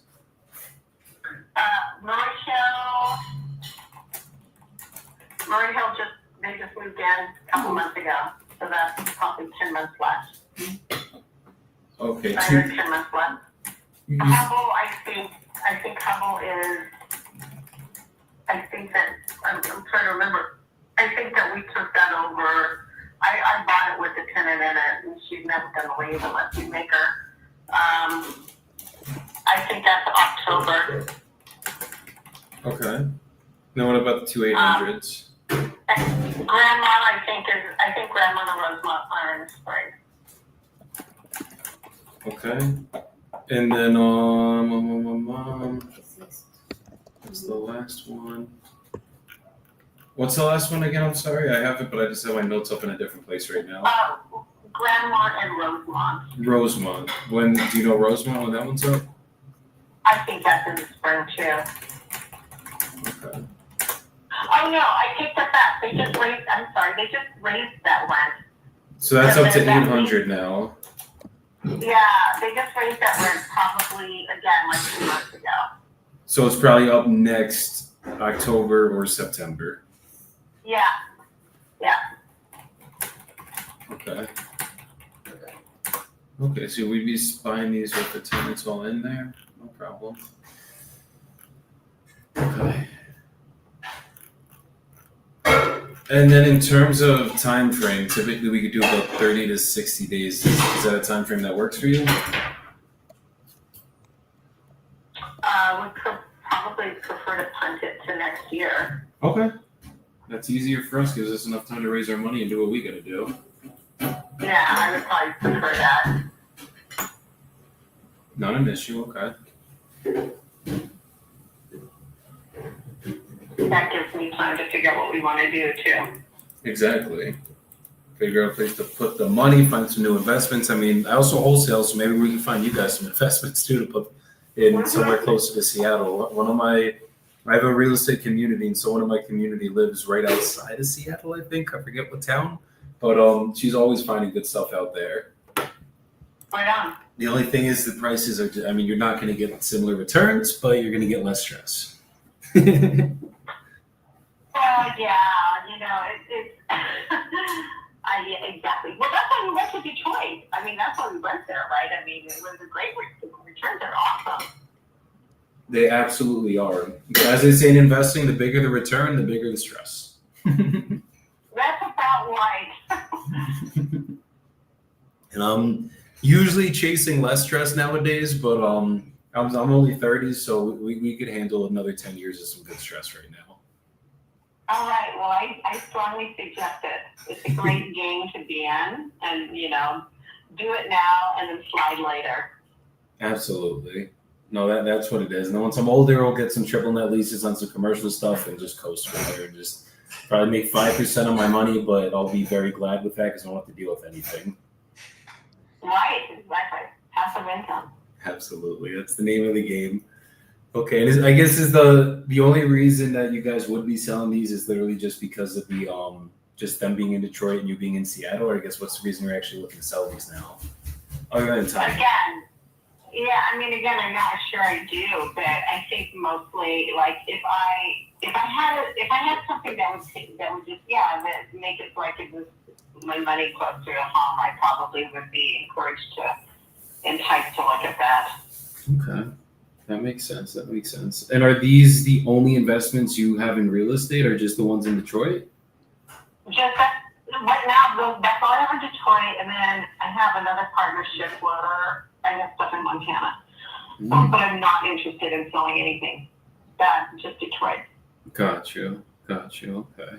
And has it been, other than the property manager, how's the experience been being an investor? Well, I've been an investor forever. So, I mean, I lived it through the 2008 fiasco. I love being an investor. Is that what your question is? Yeah. I mean, some people, like one of my best friends is like, he hates being a landlord. He won't do it anymore. He just lends his money because of it. But some people love it, some people hate it. No, it's an adrenaline rush. I love it. It is. I mean, every day's a new day in this business. So. Yeah, every day's a new problem. Yes. So you figure out how to solve those things, and then you just move on from there. And you kind of get numb to it after doing it for so long. Like I got to the point, I mean, I've only been in the business for 5 years. I was doing insurance and financial planning before then, but I'm at the point where the problems come. I'm so numb to it. It's just like, okay, let's find a solution. We're going to figure it out. And it always does get figured out, usually. Yeah, you're good. You've learned it so quickly. That's awesome, because that's the truth, right? I mean, the early on stuff the stuff that kept you up at night, now it's like, oh well. Yeah, I don't lose.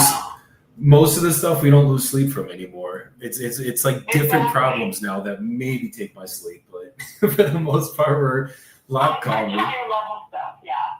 That's exactly. It's just bigger problems now, or just different ones, I guess. But that's what it is. It's funny because when I think the reason I became so numb to it so quick is because we've just had so much BS come up so fast in the last 5 years. It's like now it's just second nature. We just went. This is all I do full time. I don't do anything else. So I think that kind of made it be like that. Yes. Well, that's what you do, right? Good for you. Absolutely. Good for you. So let me run my numbers really quick. I'm just gonna place you on a really quick hold. That's fine. And then a quick note. Unless you know the Detroit market, it's really hard to value. Zillow can't do it. Redfin can't do it. Because Detroit is literally, which is why I have somebody literally on the ground right now trying to give me values. Because from one neighborhood to the next, just because it's in the same zip code, you can't figure market value out by zip code. Like I can do that here in Seattle. I can tell you from MLS comps and stuff, I can figure that out. I can't figure that out in Detroit, so I need very specific knowledge of Detroit. So keep that in mind when you go do your evaluations. Oh, I go block by block. Trust me, I've gotten my butt kicked in Detroit a lot, so it's kind of made me very, very familiar with the way the market is over here. It's almost like Philadelphia is another market we're in. It's like I'm on one street, I go over one block, and it's completely different comps. It's actually crazy the way it works out there. So that kind of trained me with this area. Right.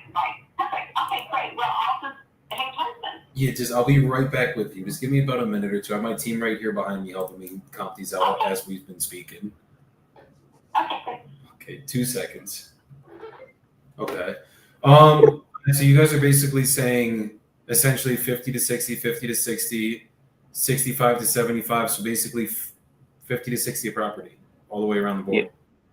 Yeah. Closer to 50, maybe start at 40, I think 45. I'm going to offer 50s. I'm going to offer probably 50s for the older one. For the two that's doing $1,300 a month, I'm going to come in at like 59.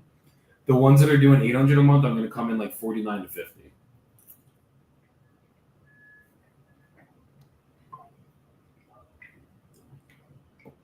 I'm so hungry right now. Thanks for reading.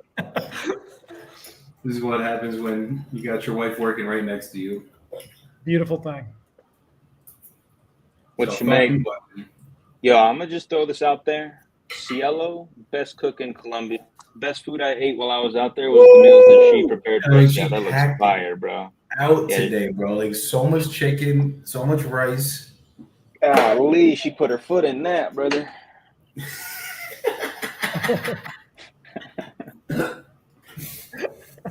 Now, for real, the first dish, was it the first night that we went to your apartment and Cielo made us dinner? And I was like, yo, this might be the best meal I've had in like a long time. That shit was so fun. I don't even remember what it was, but I remember being completely enamored with that food on my plate. You know, she can 1,000% cook. Joey thinks he's the best cook in his family. Unfortunately, I got to break it to him. Cielo, she knows the game. I cook better meat than her. She cooks everything else better. That's a fair statement. Except Joey likes to cook his steaks on high so they're dry, but he thinks it's good. What? He's insulted. First of all, when a steak is cooked on high, it is never dry. Oh, is that the trick? You sear the outside. If you cook your steak on low, if you slow cook a steak, it's as dry as it gets. That's like there's like certain kinds of meat you can slow cook, but slow cooking a steak, you are tripping. Oh, that's good to know. I want to try to make some beef burgers now that I'm eating beef again, but I'm scared to cook with beef because I never have.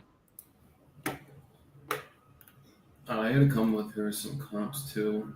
Never done did it. Let's see, Clark Street, this guy. Where'd Murray Hill go? Where the fuck did this street go?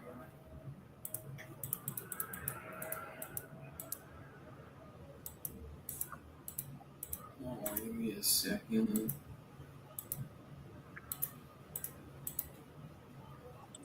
Okay. There we go. Got mobile notaries flying right now. Come on, bro. Delegating to the seller a little bit. If possible, give her a ring. She can come right to your house, all that. I love it. So sometimes, the title company will get the notary. They upload the file into the notary. The notary's got to print it out and then go to the seller's house. But once they book the notary, you get the notary's first and last name and their cell phone number. And a quick way to expedite is literally get that info to the seller as fast as possible and say, call the notary. So then they're now coordinating on their best time. Notary comes over, bangs it out, and then as soon as it's signed, notary uploads it to the portal, goes right to the title company. It's very efficient. Yeah, that's money, bro. Notaries are clutch, dude. Dude, they're the best. I've had really good experiences with a couple of notaries. Lifesavers. Yeah, I only close mobile notaries. I mean, that's just the thing at this point. Why does everybody want to sell lots all the time, bro? Listen, anybody watching this live or who will watch this replay, if you've got a crazy dispo network for vacant land across the nation, please holler at the kids. Joseph. No, we're getting it figured out. I'm not joking. Good. I'm going to stop locking up lots right now. Don't stop locking them up. Just don't lock up the shit you were going to lock up yesterday. Yeah, listen, yesterday was an anomaly because, as you could see, that was just I had problems comping that. I ain't even going to front. I spent a lot of time on it, too. No, but from 2 years ago, I just don't typically go back that far. So but if there's nothing next time I will. Right? No, yeah. Next time I will look back further in time. I just try to keep it within 6 to 12 months if possible, but just not enough data that Jordan was able to find there. So yeah, I did lock up a couple lots too high, but I just feel like there's so many lots out there, bro. Let me make this offer. Get it, lock it up. Okay, you still there, Kelly? Okay, perfect. So what I'm seeing for the Murray Hill property, I think retail, honestly, somewhere around 130 for this. So if it was like fully fixed up and didn't have a tenant, you were trying to get an end buyer to live in it, probably would go close to that. But I think obviously you just did some work there. The judging factor is just the mechanicals. Obviously, if it would pass an actual inspection, which if it's Section 8, it should. For us to do that one cash, we'd probably be somewhere around 60 grand to do that one straight cash. Yeah, can't do that. So it basically, to go down the line, the other one on The two that are doing 1,300 a month or 1,200 a month, it would be about 60 and 60. And then the lower ones with the lower rents, that would be about 50 and 50. The average investor in this market, like literally in these specific neighborhoods, that's where they're picking all these things up cash. So they're paying, I'm sorry, so like for Hubble, what did you say, Hubble? 60. For, like, so, 60 for Hubble, because basically Detroit's like a 2 to 3% rental market. So like I know obviously there's parts of Detroit you can get something for 20 grand, fix it up a little bit and rent it out for 1,200 a month. This isn't that neighborhood. This is definitely a better neighborhood than most of those ones.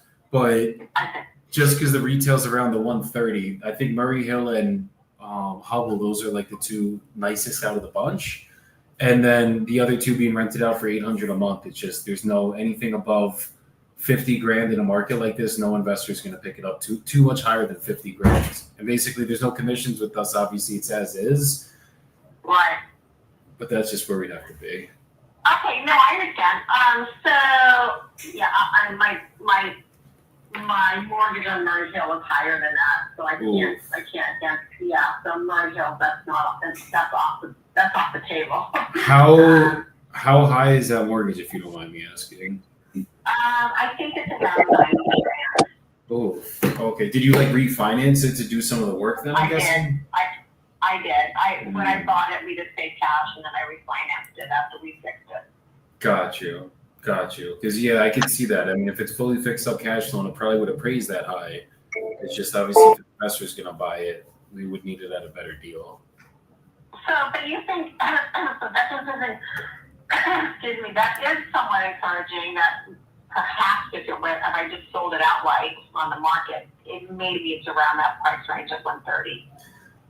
You'd have to get the tenant out, and I think you might. Yeah. I mean, you just fixed it up, so I don't think it's going to really need much on that one. That one might be the winner for you to like go list that one and do it that way. Yeah, I maybe think that's how we do that one. Yeah. But I've stuck with that one for a while, so that's fine. And then, what do you think? So your price on Hubble with a $1,200 a month Section 8 tenant would be roughly 60 grand. Is that what you're saying? 60 grand. That's you guys. Obviously, if there's a mortgage on it, that's the only thing that would come out. But yeah, it would be a 60 grand. Yeah, of course. You guys.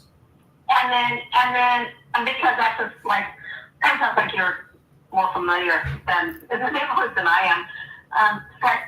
Slightly higher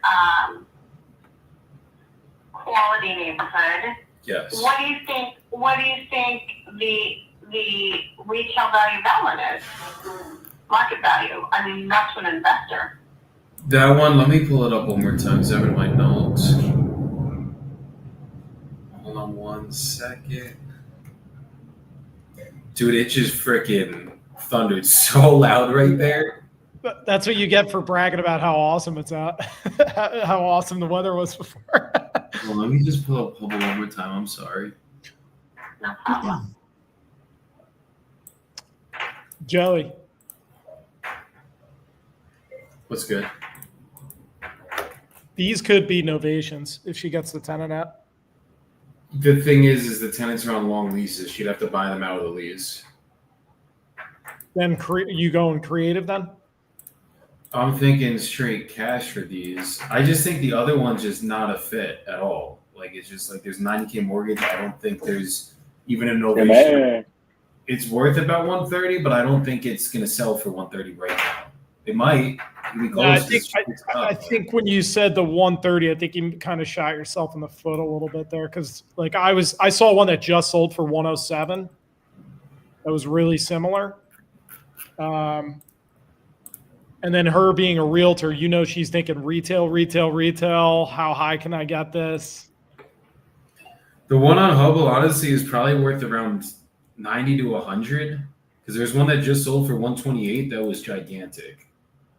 Oh, okay. Yeah, this one's not real big. Okay, that's encouraging. Yeah, I think about 90, closer to 90 if I'm looking at it deeper. Probably. Okay, yeah, that's probably what I suspected. In that neighborhood, again, it's really difficult for me because I'm not local. And like I said, the neighborhoods they vary And then what about Grandmont and Rosemont? I mean, if I just wanted to sell you those last three, Humboldt, Grandmont, and Rosemont, as what I mean, presuming everything mechanicals and everything are sufficient, what would you say on those? So it'd be 60, 50, and 50. So basically, give or take, you would net 160 on the three as a package. Okay, I see. And We would take it with the tenants, obviously, too. So we'd have to. I need to take it with the tenants in there. You've given me something to think about. Do you think that's a number you could work with at the 160? Well, now I'm going to have to talk to my husband. Now, I'm the realtor in the family, but now I'm going to have to talk to him to see if he thinks he likes the headache to go away or not for that price, perhaps. Is there a way maybe we could get him on a call? Would that be possible? No, he went for UPS. He's driving. Yeah, I think there's no way he can do that right now. But can you do me a favor? Like, can you call me back tomorrow? Yeah, what time tomorrow do you think would work? Let's see.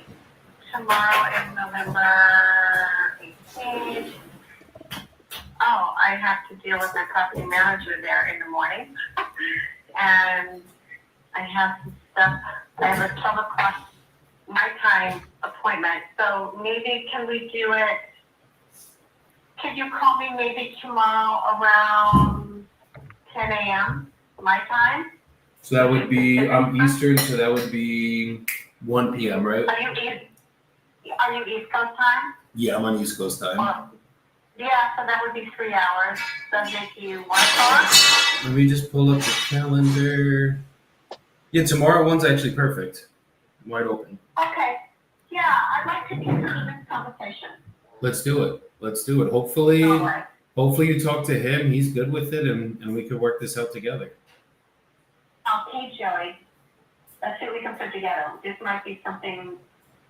We just got to sleep on this one, right? So I gotta give him the idea, and then we'll just see what happens. Okay. Okay, perfect. Talk to you tomorrow. Okay, you have a great rest of your day, Kelly. It was a pleasure today. You too. Take care. Take care. Bye-bye. I don't think she was making it. She was very up in the air from the beginning of the call. Yeah. I don't think there's anything that was going to get her to sign today, but I think we're in the ballpark right now. I think we're getting where she wants to be.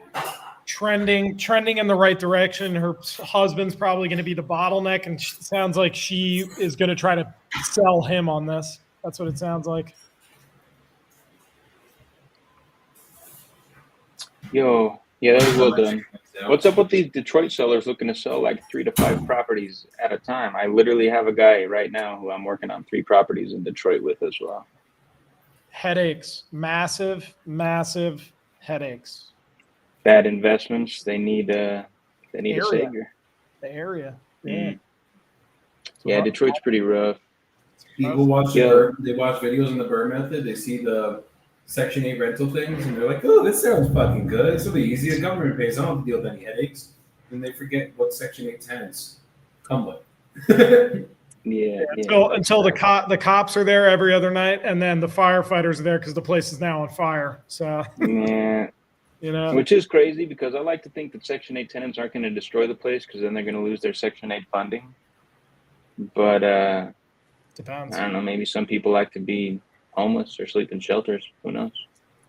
Yeah, if that was their upbringing, they'll find a way to get back to there because they feel uncomfortable in a good spot.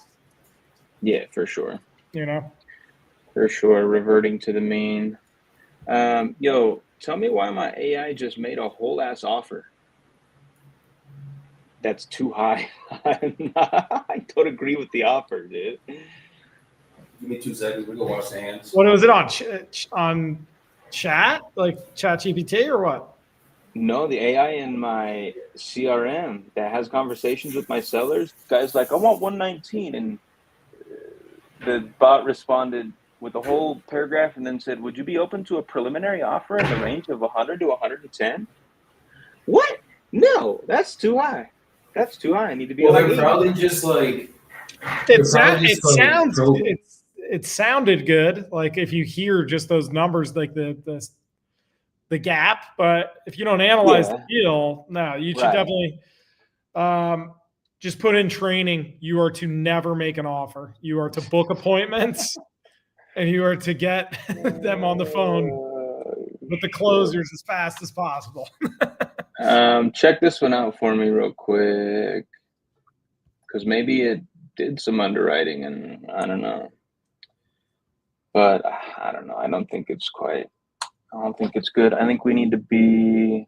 Listen, I'm seeing lots, and this is Houston, mind you. So there is a lot of activity in lots selling and new builds happening in this area. The hell happened to the shirtless Frozer? Ooh, disconnected. Just you and me, Rashi boy. All right. So I'm seeing lots. Our lot is 0.17 acres. We got one that just sold here, 0.07 at 94K. Just sold on the 4th of November.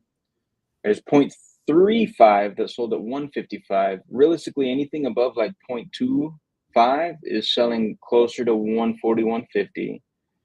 But anything like, there's one here, 0.22 sold at 90, 0.2 sold at 70, 0.13 sold at 100, 0.2 at 85, 0.16, 125. So we're somewhere in the ballpark, but I don't think I like it at 110, for sure not. These I recommend reverse wholesaling. So you call like two builders in the area, just confirm what zip codes and get their full-blown criteria. If the stars align, see what they would pay, and then you're coming under. But lots, because they're a little bit of a bitch, reverse wholesale them. Like I got two right now, two builders. Let's see, Oracle City Homes.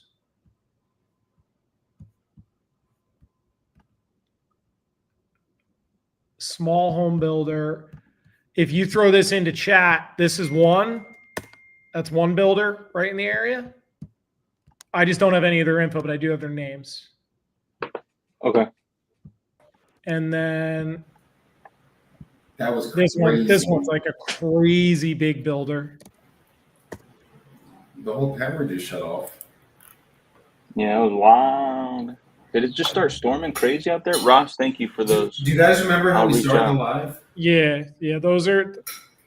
That's a great way for. Like you could find deals on the MLS. You could like when you find out where builders are buying at. I mean, it's really powerful because like you can just only take on lots in those areas, and then you can get rid of them so quick. Like it's really, really quick. I actually like that idea a lot, reverse wholesaling on lots. Yeah. That's how we got to attack it moving forward for sure. It doesn't even need to be reverse. This is my thing. When it comes up, look at it as a reverse wholesale, like he's saying. Like, you know what I mean? Like you don't have to go, okay, now I'm going to go find lots in Port Charlotte, Florida. No. Just when they come across my desk, I'm going to go call builders. Yeah. Well, you could call them, but I would just look at where they fucking bought already. The builders? Like, where did it, bro? You gotta, the land deal I was looking at, right? Everyone's buying 35K. Yeah. Like, okay, I'm getting this for 25K. I could sell them fucking 35K because they already bought 4 lots down the street for 35K. Same size. Well, they were a little bit bigger. That's why we couldn't do it. But once you, like, just go, it's the same shit as the cash comp method. Just go with the data. Like, if there's data. So, question, I don't know how to look up what a builder bought. How do you do that? What do you mean? You do that on PropStream? Look at the land comps. And then go into their profile, look at linked property. Let me show you. I'm going to give you guys a quick land comp lesson. You want to see my screen? Screen share. Yeah. So let's say this guy, for example. This guy just hit me on his lot. He wanted 90K. I looked at it really quick. I was like, let's see what we could do. Wait, fuck. Let me see if we can find this message that just came in on Lead Connector. Okay, I gotta pull this lady up because I gotta call this lady next. Jordan, I got a couple for you. How big? So how look big here, is that? guys. How big's a lot? 0.17 acres. I take this fucking minimum out. This is the only annoying thing about Zillow is once you guys put in filters, they stay for your next searches. Yeah. Drives me crazy. 0.1. A lot just sold for in 2024, December, a 0.16 lot, 41,000. Yeah. So you guys let's see if I this? can find Am I so showing? out. Yes. So it's like I'm gonna go and see where the builders bought, right? Like this one bought one for 78K in this market. It was sold on the MLS for 78K. Right? That was a 10,000 square foot lot. There's no pictures, so can't tell if it was cleared or not. This one sold for 69K. Same thing. Sold on the MLS. This is probably the ceiling of where these lots are going. This one sold for 40K. I think that's the one I pulled up. No, you're in. I'm in He's Cape in Coral. I'm in different. Cape Oh, Coral. okay. I was gonna say. This sold public record for 40K. Probably sold for 50, 60 because the other ones were selling for 70, right? Mm-hmm. This one sold for 90K. You know what I mean? So it's like this has water access. That's probably why it sold for 90. It's literally right here on this water. This one doesn't have water access. That's why it sold for 40. Same with this one, no water access. 78, that was the ceiling. Does that make sense? So But it's then like it's close. That 78 one's closer to that next body of water. So maybe exactly, but it's still in the corner, right? So it's like, and this is just a little lake. This one has like channel access or whatever the fuck it is, so you could probably take a boat somewhere. Yeah, usually these things like they have you could get out to the ocean with these. That's why there's these little channels there, or it just is a nice looking area, whatever. But that's how you guys comp land. It's like you just got to look for what is going on in this market. So in Texas, it's non-disclosure. Zillow is not an effective tool to use the method that you just showed because it's all estimated. So I'm in Propelio. Let me tell you what I'm seeing. My lot's 0.17. On the 4th of this month, a 0.07 acre lot just sold for 94. Is this the same one from yesterday? No. This is a guy I'm just talking to today. This is the one that the AI just sent him an offer at freaking 110, which I already know is too high. So I'm gonna have to call this guy. He's ready to I sign don't a think that was contract. an offer. They said right now. preliminary offer, right? I don't know anything about your land. They're just trying to gauge what the AI is doing there is they're trying to gauge where is this guy at? Is he negotiable? Okay. That's the point of sending that false offer. So then, yes, he is negotiable because he asked 119. AI said 100 to 110. He says if you could do 110, so cool. We could work with it. But 94K, 0.07, 0.2290, 0.270, 0.1300, 0.285, 0.16, 125. How far out from your subject property are those? This is all within half mile. And also can you do 0.1 or 0.15 or 0.2 miles? 0.25 miles shows no sold comps, just active, and one pending at 70K. What are it's in the chat. What are the actives at right there in that neighborhood? We got an active. Where is it on the chat, Jordan? Yeah, I think it's in the WhatsApp. Oh, no, it's in the private chat here. Yeah. It's the Houston. It's the one in Houston? Yes. So actives, we got a 0.13 at 85. We got a 0.06 and a 0.09 at 50 and 65 respectively. 0.21 at 75. 0.1 at 60. 0.1 60. 0.17 70. 0.16 130. And these are all sitting on the market for a fairly long time. So safe to say that 100 ain't gonna work. Fuck no. You'd probably be lucky to sell it for 75. But then you look at the actives too. That's what we're looking at right now. Yeah, we're looking at. Yeah, you can't sell for 75. There's actives for 60. No, I'm saying lucky 75. That would be like max. Nothing sold either. Not at 0.25, so that's why I went out to 0.5. to find But some in sold. okay, put it this way, right? Builders are not buying in this area. In that You cross West quarter Little York Road, they're mile. selling over there. For whatever reason, they're not. No one's building in this area because look at the days on market: 786 days Yeah. for 55, Yeah, they're saying 65K lot, 268. I mean, 180. You're tripping anyways. You're smoking crack. Your exact lot's been listed for 76 days at like exact same lot size, everything for 70K. And then there's one pending right now that's At a little 70. bit bigger than yours, not cleared. That's been up for 19 days for 75.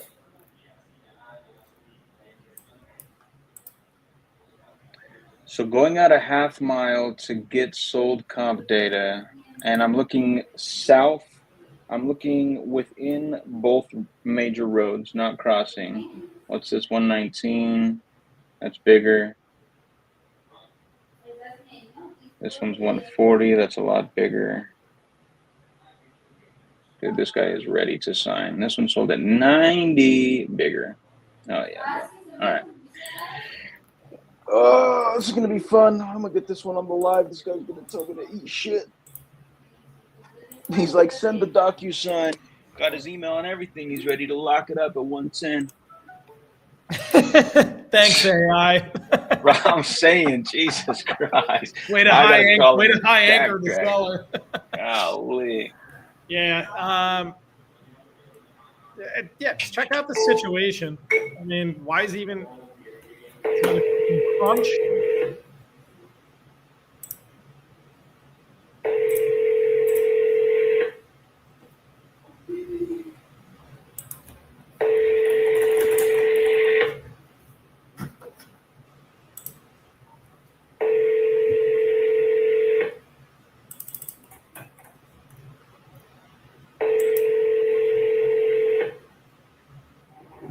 Hello, this is Katie. Sorry.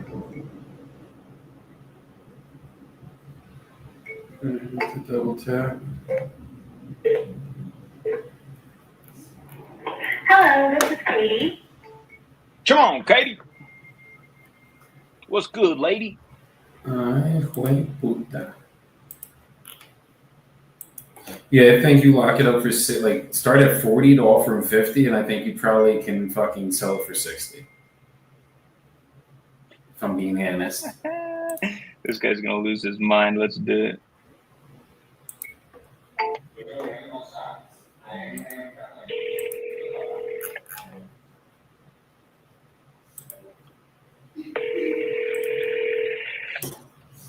This call will be recorded for quality purposes. Hello, is this Bobby?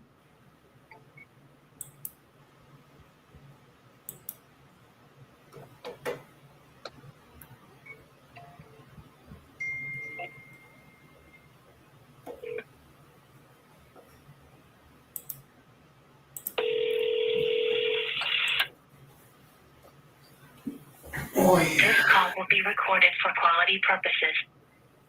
Hey, Bobby. Who's calling?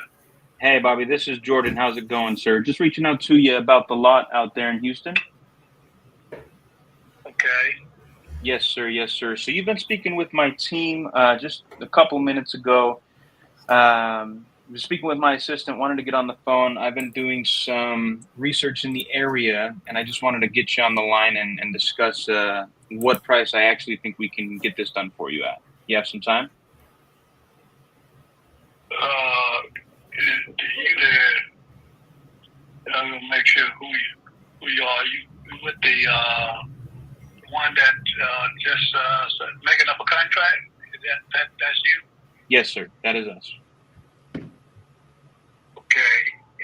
So what that job, that's not, you don't accept that price, or what's the deal? Yeah. So my assistant just came and brought this to my desk, and I do most of the underwriting here at our company. So I was just taking a look around the neighborhood. At first glance, I think she thought that the range of 100 to 110,000 worked. But what I've done is I've tried to keep it within a quarter mile of your lot, and I was taking a look at the similar sized lots in the area and just the activity that's going on there. And basically what I'm seeing, sir, lots of the similar size.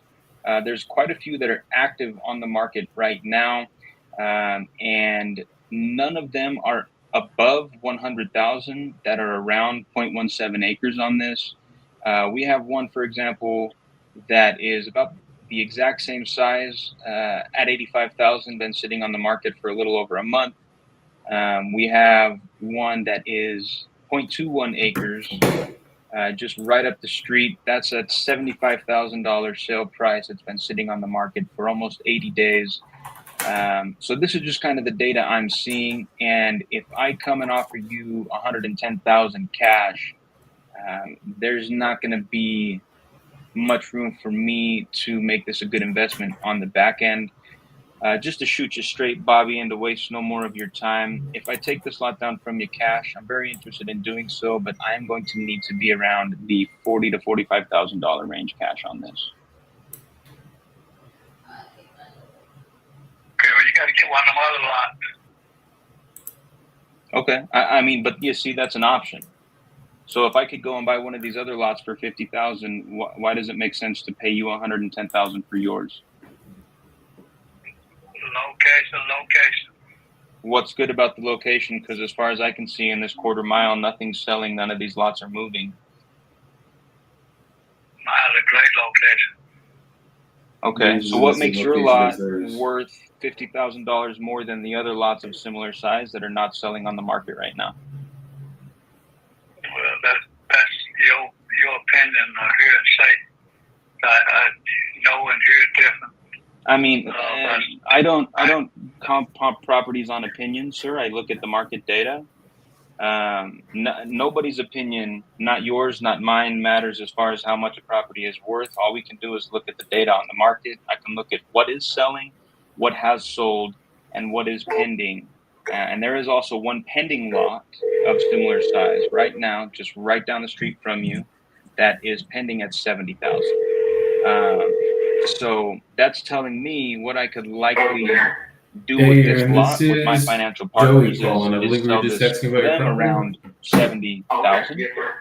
But Do I think have that's the gonna right be a address? Is stretch. it 413 Heritage Loop? 110,000, I'm losing money right out of the gate, and I just can't make an investment like that. Okay, was there a house on here in the past or something? No. Okay, hold on. So what you want me to do? Hold on 1 second. You guys are looking for about 500K for this? Yes, sir. Okay. And how many acres did you say it was? I don't know what pulled up. That is not correct. Yeah, it's coming up as 22 acres. I mean, Yeah. This is not the right property address. it's not 413. No, it is not. That is the whole other. That might be across the street or something of that nature. Do you have it listed right now? We may be on 415 now.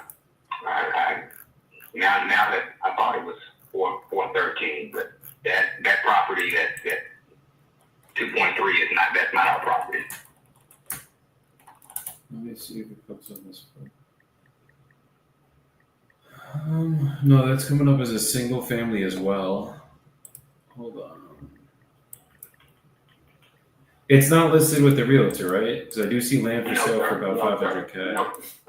We had it listed with a realtor and we took it off.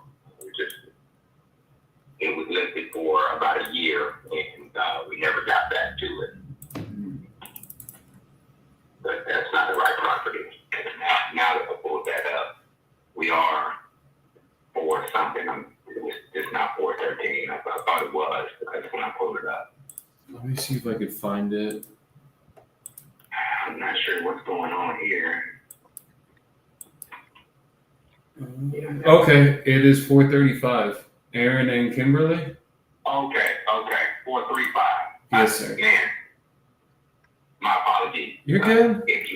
We're looking at the wrong address here. So if that's the address you want, then that wouldn't be what we were selling. That's not our property. No, I mean, I could see if we could still make you an offer here. I don't know if we'll be at the 500 flat, but we could see what we could do. That's fine as well. Okay. So yeah, it's about 4.98 acres. Yes, sir. Okay. Okay. Yeah, there's one literally same exact type as yours that's listed for basically 495. Like same complex 377. That was the other one I was looking at to see if that one was yours as well. Yeah. That's been up for almost a year as well. So I'm guessing. I guess the question is: are you guys negotiable at all on this? If we could actually get this done for you? Yeah, we do not need this anymore. So we can negotiate. Okay. Okay. Cool. Okay. And I guess if we were able to make you an offer that you were happy with, is it something you would be ready to start the process on today? Absolutely. Beautiful. Beautiful. Okay. And it's you and your wife on the deed? That's correct. Okay. Is she around by chance, or would she have to be here for a call like this?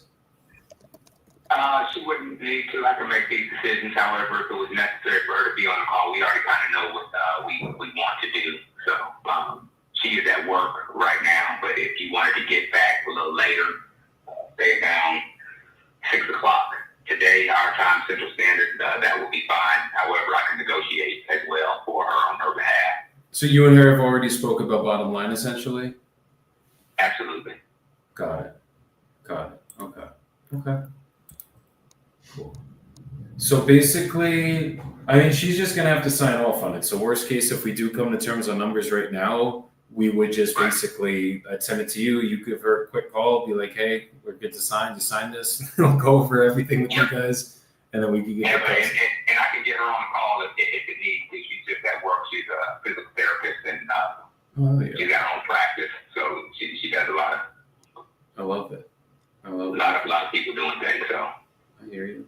Okay. So basically, the way that my process works, I'm just going to ask you some questions about the property. Then I'll get you an offer right here on this call. If you're good with that offer, I'll send you over a purchase agreement. We can go over everything together on that agreement. And then as long as everything makes sense, we would sign it, send it over to the title company. They'll protect you guys as the seller, us as the buyers. And then we would just pick a closing date of your choosing to receive the money, and title would send that via wire transfer, a certified check.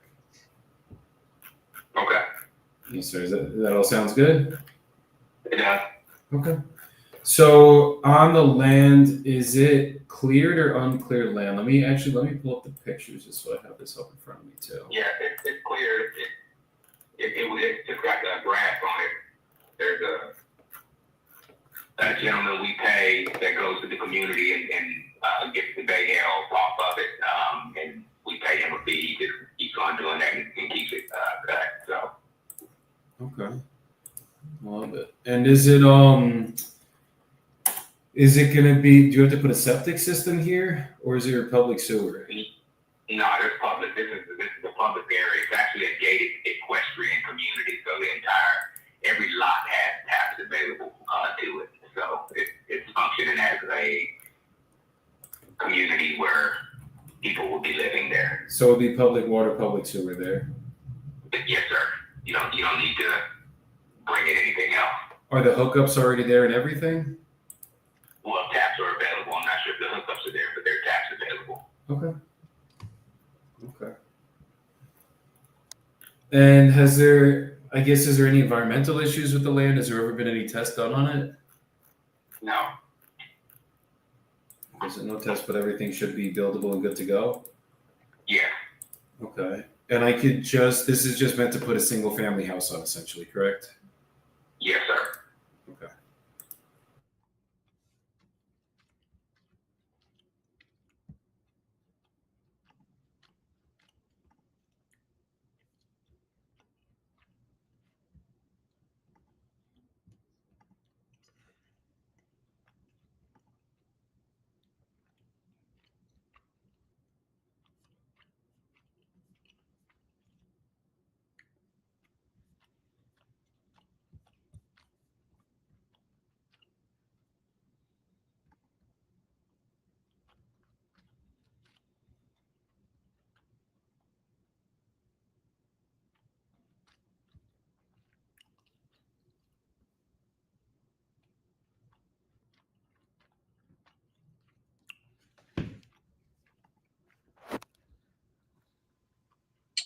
Dang, we lost the shirtless.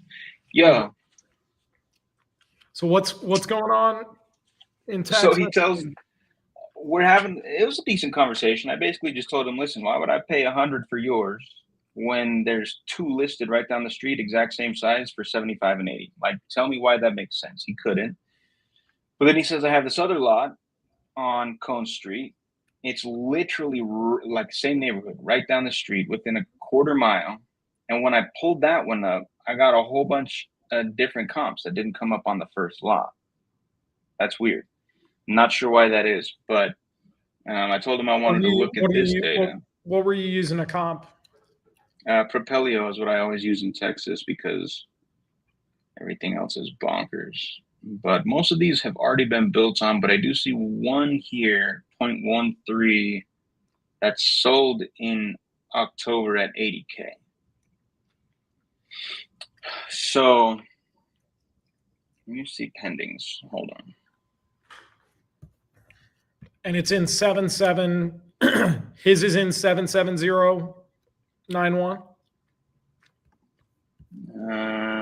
Yeah. Both of them are. Yes, sir.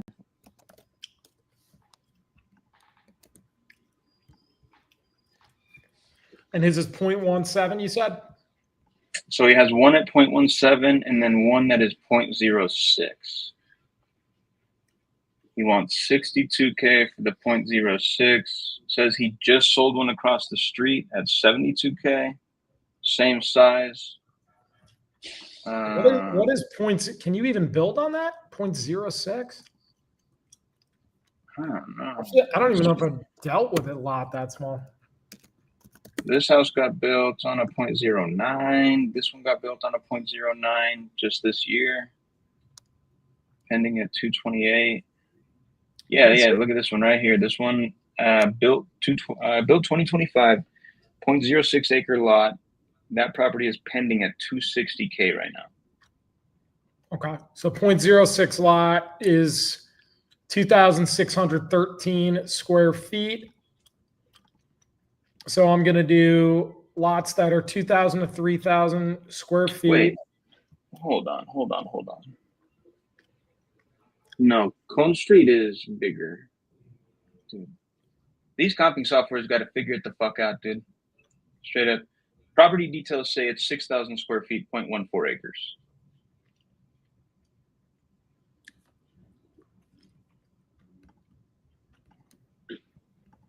What are you seeing? I'm just trying to find lots that are listed in that zip. Kind of see where they're going for. What are you looking on? I'm just on Zillow. I usually just use Zillow for it. No, that's good. Because I think active, especially with how weird the market is right now, I think active listings, especially if they're not selling, you can immediately start getting even more conservative and go below them. I think it's better data than sold. I think active tells a better story right now as well. Yeah. Typically it's sold, but not. We're just in a funk right now. Let me take off pending and sold and only look at the actives. I see. So I basically got a 0.14 and a 0.16 acre lot right in like within a quarter mile of each other. He wants 62 for one, but tell me why he wants 100 for the other. Location.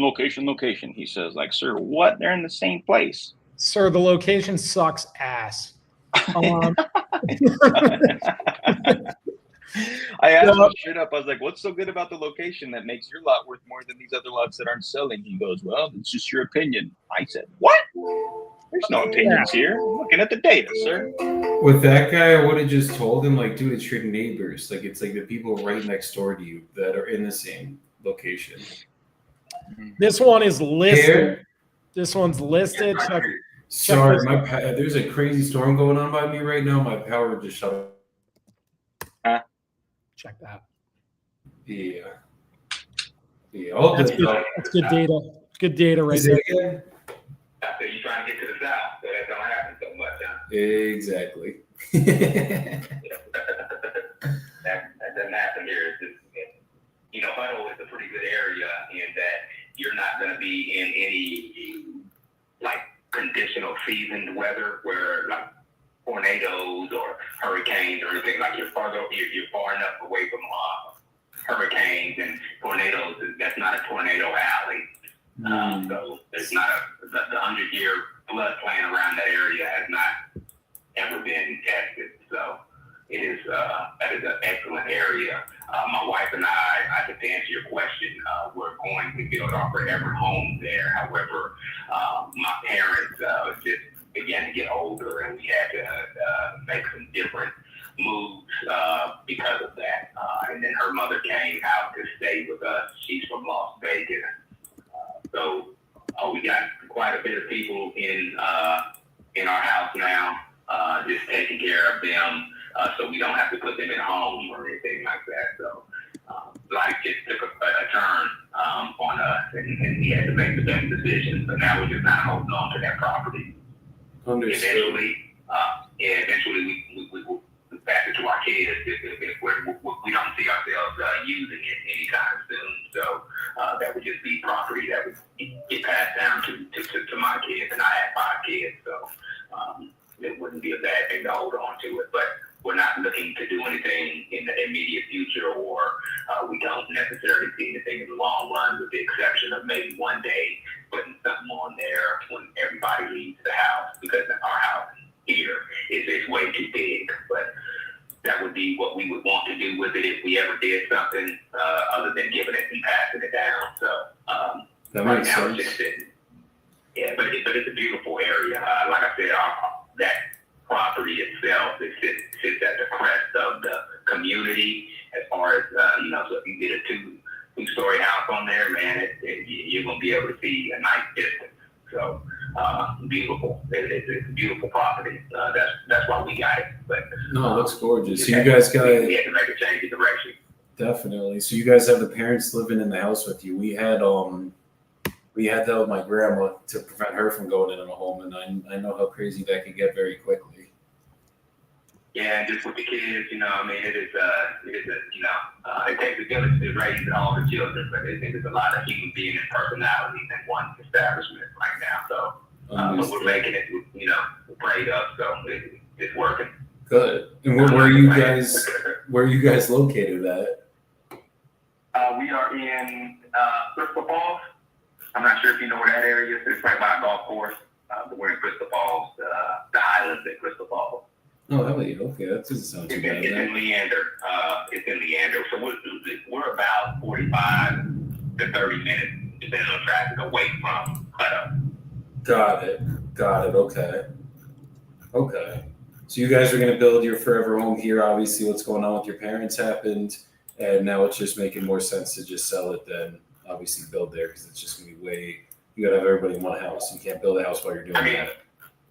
Right. The house that we have now is big enough to house everybody. It's a 6-bedroom house, so it's pretty big. But we wanted to initially, when we got to Texas, wanted to do our own thing, and life just took a turn. So we had to make a decision. That makes sense. Okay. And if we could come to terms on everything, how quickly would you be looking to get this closed out in? The regular process, 30 days. That was what I don't know anything. 30 days or however long that takes. I know we don't really want to go beyond 3 months to be doing a deal, but if that's what it takes, I don't know the process in its entirety, but I would think anywhere from 30 days to 3 months is normal. Anything beyond that would seem like it's doing some other things. Okay. That's just my opinion, but I'm not an expert in that arena. Usually for us, it's a 30 to 60 day close. Okay. Just so we can move as fast as usually title can move. We just got to make sure that as long as me and you could agree on prices, we can get this done. I just know we're going to be a very far way off from the 500, obviously. Just from seeing what's selling in this area. What's very far? I'm still running my numbers as we're talking right now. Okay. Yeah. Because, Basically, there's been this one. It's been up almost a year for 495. I saw you guys had it. The lowest it was listed on your end was 435, and then obviously you were 439. And obviously, it didn't sell when it was listed on the open market, which means even like end buyers that wanted to buy it with their own buy it, do what you guys are planning on doing, building their own house to live in, and they're going to pay higher than any investor would pay. They weren't willing to take it. So we had a couple offers. They just wanted to do some special financing, and we didn't like the financing that they were doing. So they wanted you guys to finance it. No, they wanted to do some special financing. One of the financing was going to be about 10 years. So they were going to give us 20% up front, and then the rest of it was going to come in the next 10 years. It was cool, but we didn't like it. It wasn't anything that we wanted to do. And we did have a buyer that was going to take it, but they soured out at the end. So we just took it off the market. It wasn't, and like I said, when we took it off the market, it was because we were going to give it to our children. That was what we had just decided. So that's why it's not necessarily listed, even though it was listed before. We were just going to pass it down. It's not, not a big deal. I don't want to go into that, but we had a couple of buyers that wanted it. It just didn't meet our terms, so we declined. That makes sense. Okay. Because just looking, I mean, like we could definitely build a nice house here. It's just, I mean, there's houses that we're selling for 2010 build, sold for 780 on 2 acres of land. There's another one, a couple more in this complex, I think. Yeah, I think these are in this complex. It's sold for 676, 640, stuff like that. And then there's the one that sold for 1.2 million on Gabriel Meadows Road. But that one was 14 acres, not 4 acres. So yeah, some of those properties aren't. It depends on when you go in that Western community. There's a hill in there, and some of that is just land, and there's nothing there, and so you just got a bunch of acres because it is an equestrian community. So I'm not sure what was being done, but I know we got it in about 2013 or 14, and things just have changed with the economy since 2014 to 2010. Things are not the same. yeah, I mean, there's a lot that sold. The last lot that's actually physically sold, you guys bought this for like 125. Yours was obviously in 2017, and then since then there hasn't been a single lot in this area that sold, other than one that sold. It was 2 acres for 210 grand. So basically, obviously, 2 acres sold for 218. That's about 100 grand an acre. Exactly. But I don't think it's, if I'm being honest with you, just because the highest thing that's ever sold was 1.2 million, and to build what we'd have to build on here to get anything near that number, and the acreage there is going to help. I'd probably have to put almost double the size of a house just to account for the acreage there, because 4 versus 14 acres, that's a big jump right there. They got a lot of land.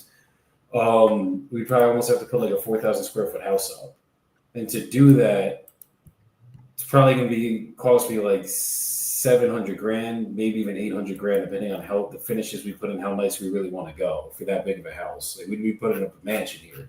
You know what I mean? So yeah, you're 700,000 for 400,000 for 4,000 square feet. You're going to be doing more than that out here in Texas. yeah, no, I mean, we'd have to put probably a nice what's it called? A nice shed in there, like a shop, something like that. Like to compete with what is sold over here, we'd have to go to the nines. You know what I mean? Like we'd have to like put a. I could agree to that. I could agree that 400,000 square foot house or 4,000 square foot house would go to the nine. Yeah, we'd have to go crazy here. So I think for us to get this, probably like 250 to 3, if I'm being honest with you. Yeah. Yeah, that's not enough. If I'm being honest with you, that's not going to do it. What do you think would do it? Because I think anything above 3, 4 for an investor to get it done, we just got to make something. But if I'm going to spend, even if I only have to spend 600 grand, right? I buy it for, let's say you're 400 grand, for example. We're all in $1 million and I can only sell for 1.2. Once I pay all my commissions to my realtor and all the closing costs, I'm basically either breaking even or almost losing money after I have to pay for the cost of my money too. Yeah.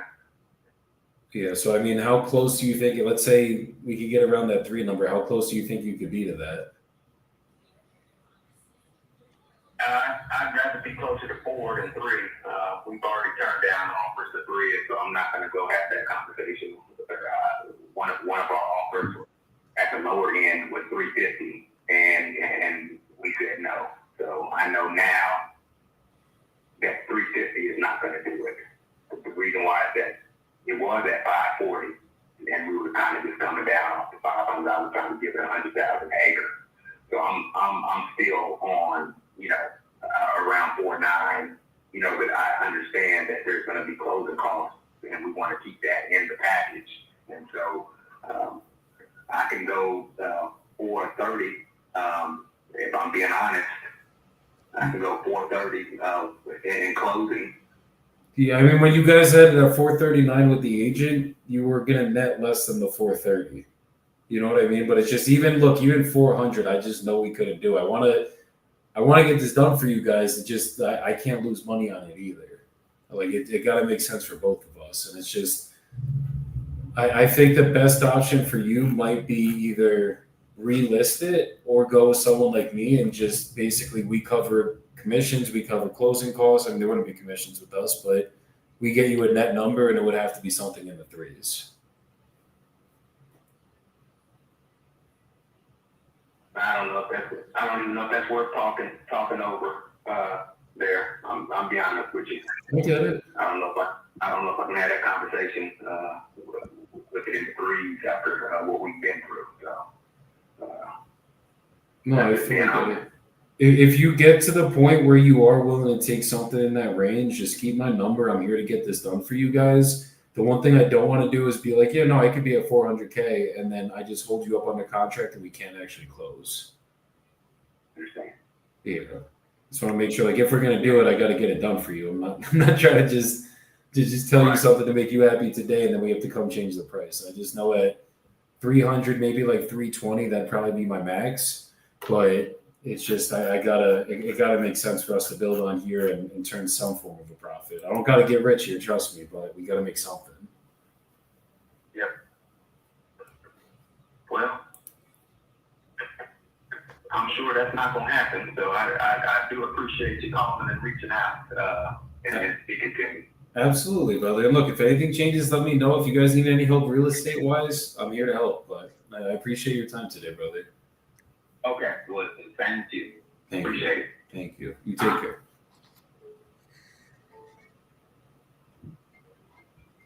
Great job. I'm serious. That is a poster child example of Shoot you your can't say the right thing to the wrong seller. It's you handled that literally perfectly, and this guy was a brick wall.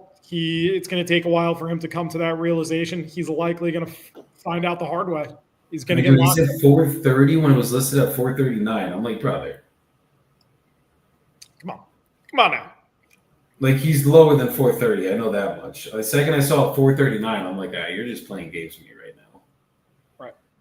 All good. Let's do a soapbox, and I gotta hop off of here because I gotta get into a training, 2 trainings back to back. But who wants to start?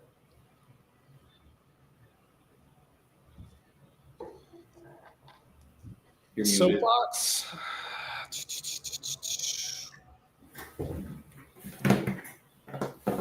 Let's kick it off today.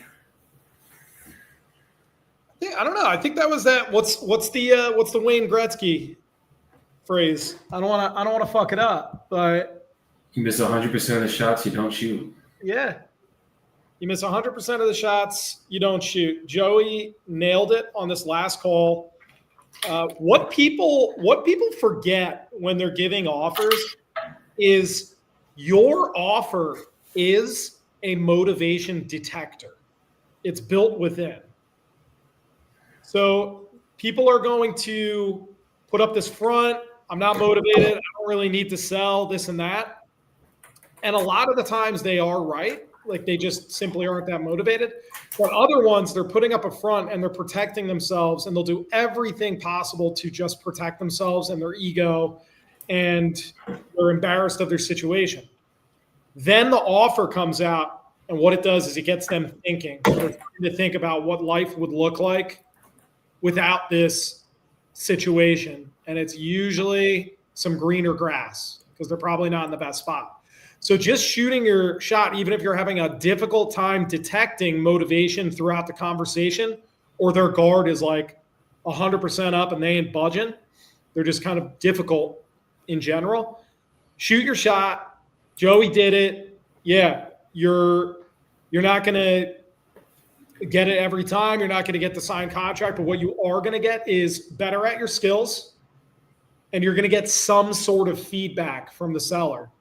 That feedback is crucial. So we know likely long-term follow-up, or we're never doing business with them, and getting something instead of you just doing all these hypotheticals like, I withheld the offer because of X, Y, and Z reasons. I just don't know if it was worth my time.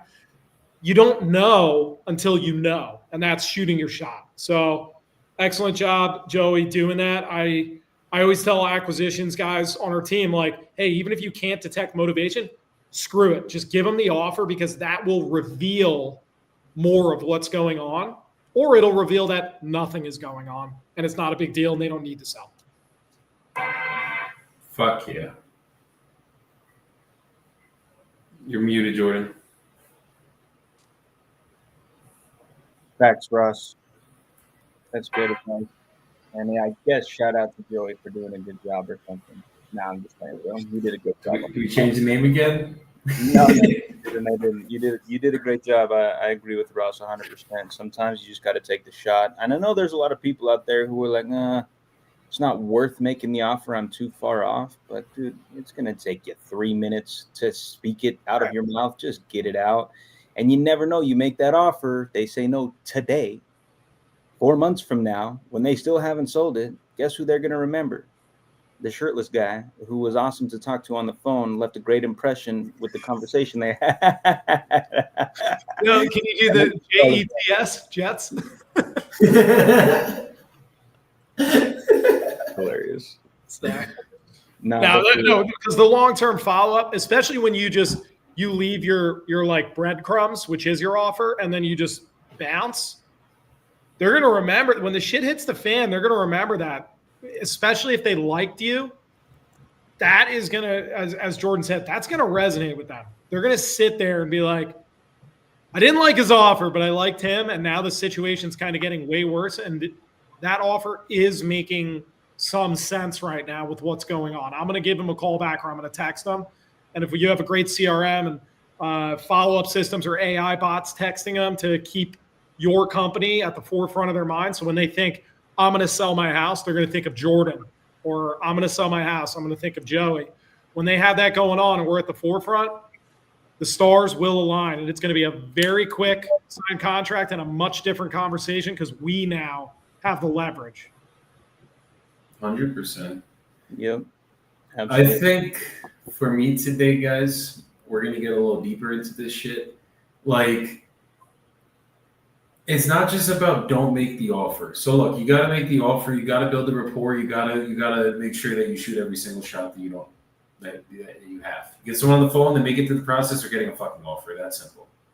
But like, I had a guy today that called me back that fucking dropped his price by 30 grand, 25 grand. And he remembered my offer. He remembered me. Granted, it's not a deal. We're not getting the deal done, but all good. He still accepted my fucking offer from 5 months ago, 4 months ago, from the last live challenge me and Jordan did. So that shows why you get rapport. But it's not just make the low offer and make the fucking offer. It's like, you guys got to stay true to your fucking numbers. Me and Jordan were talking about this yesterday. Like, it's not just coming up to please and get the contract.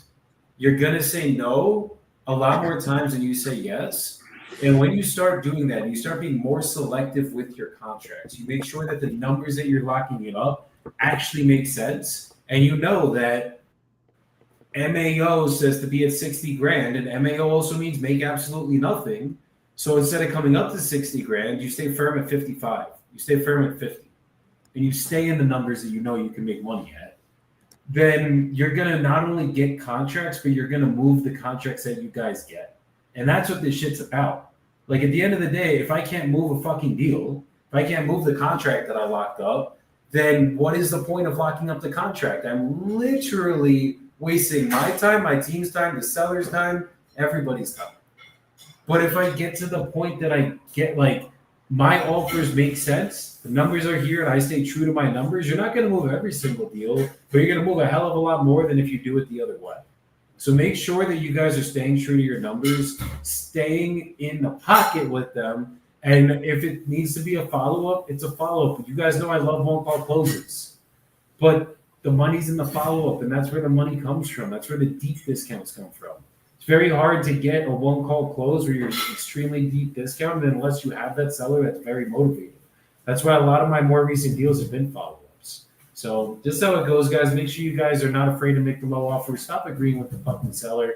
Be where you know you can make money. That's it. That's the mentality you gotta have. So Jordan, Ross, appreciate y'all coming up here. As always, we will be back here Thursday, probably same time we did today, around 11:30, 12:30, something like that Eastern time. We will be scheduling it so you guys know exactly when we're coming live. And I think I got a surprise dispo day going for you guys tomorrow with my team. So stay tuned for that. You guys will see it all coming through your feeds. But if you guys are watching, hit that subscribe button on the YouTube channel. Let's get that shit popping so we can get some more views on these things and have some fucking fun. And if you guys aren't in a fucking community, or if you need help getting consistency in your business, $200 a fucking month for 25 leads a month, you JV them with us, and I'll show you what's given us consistency, what's given Jordan consistency, what's given Ross consistency, what's given all of us consistency in our businesses. We have the hack. We have the tricks. And it ain't a secret. It's very simple. So come by us. Hit the link in my fucking bio to get in the community, or just send me a fucking DM. Let's get on a call and talk about it. But let's get you guys to win, and everybody else, have a good rest of your day, and peace the fuck out, y'all. Doses.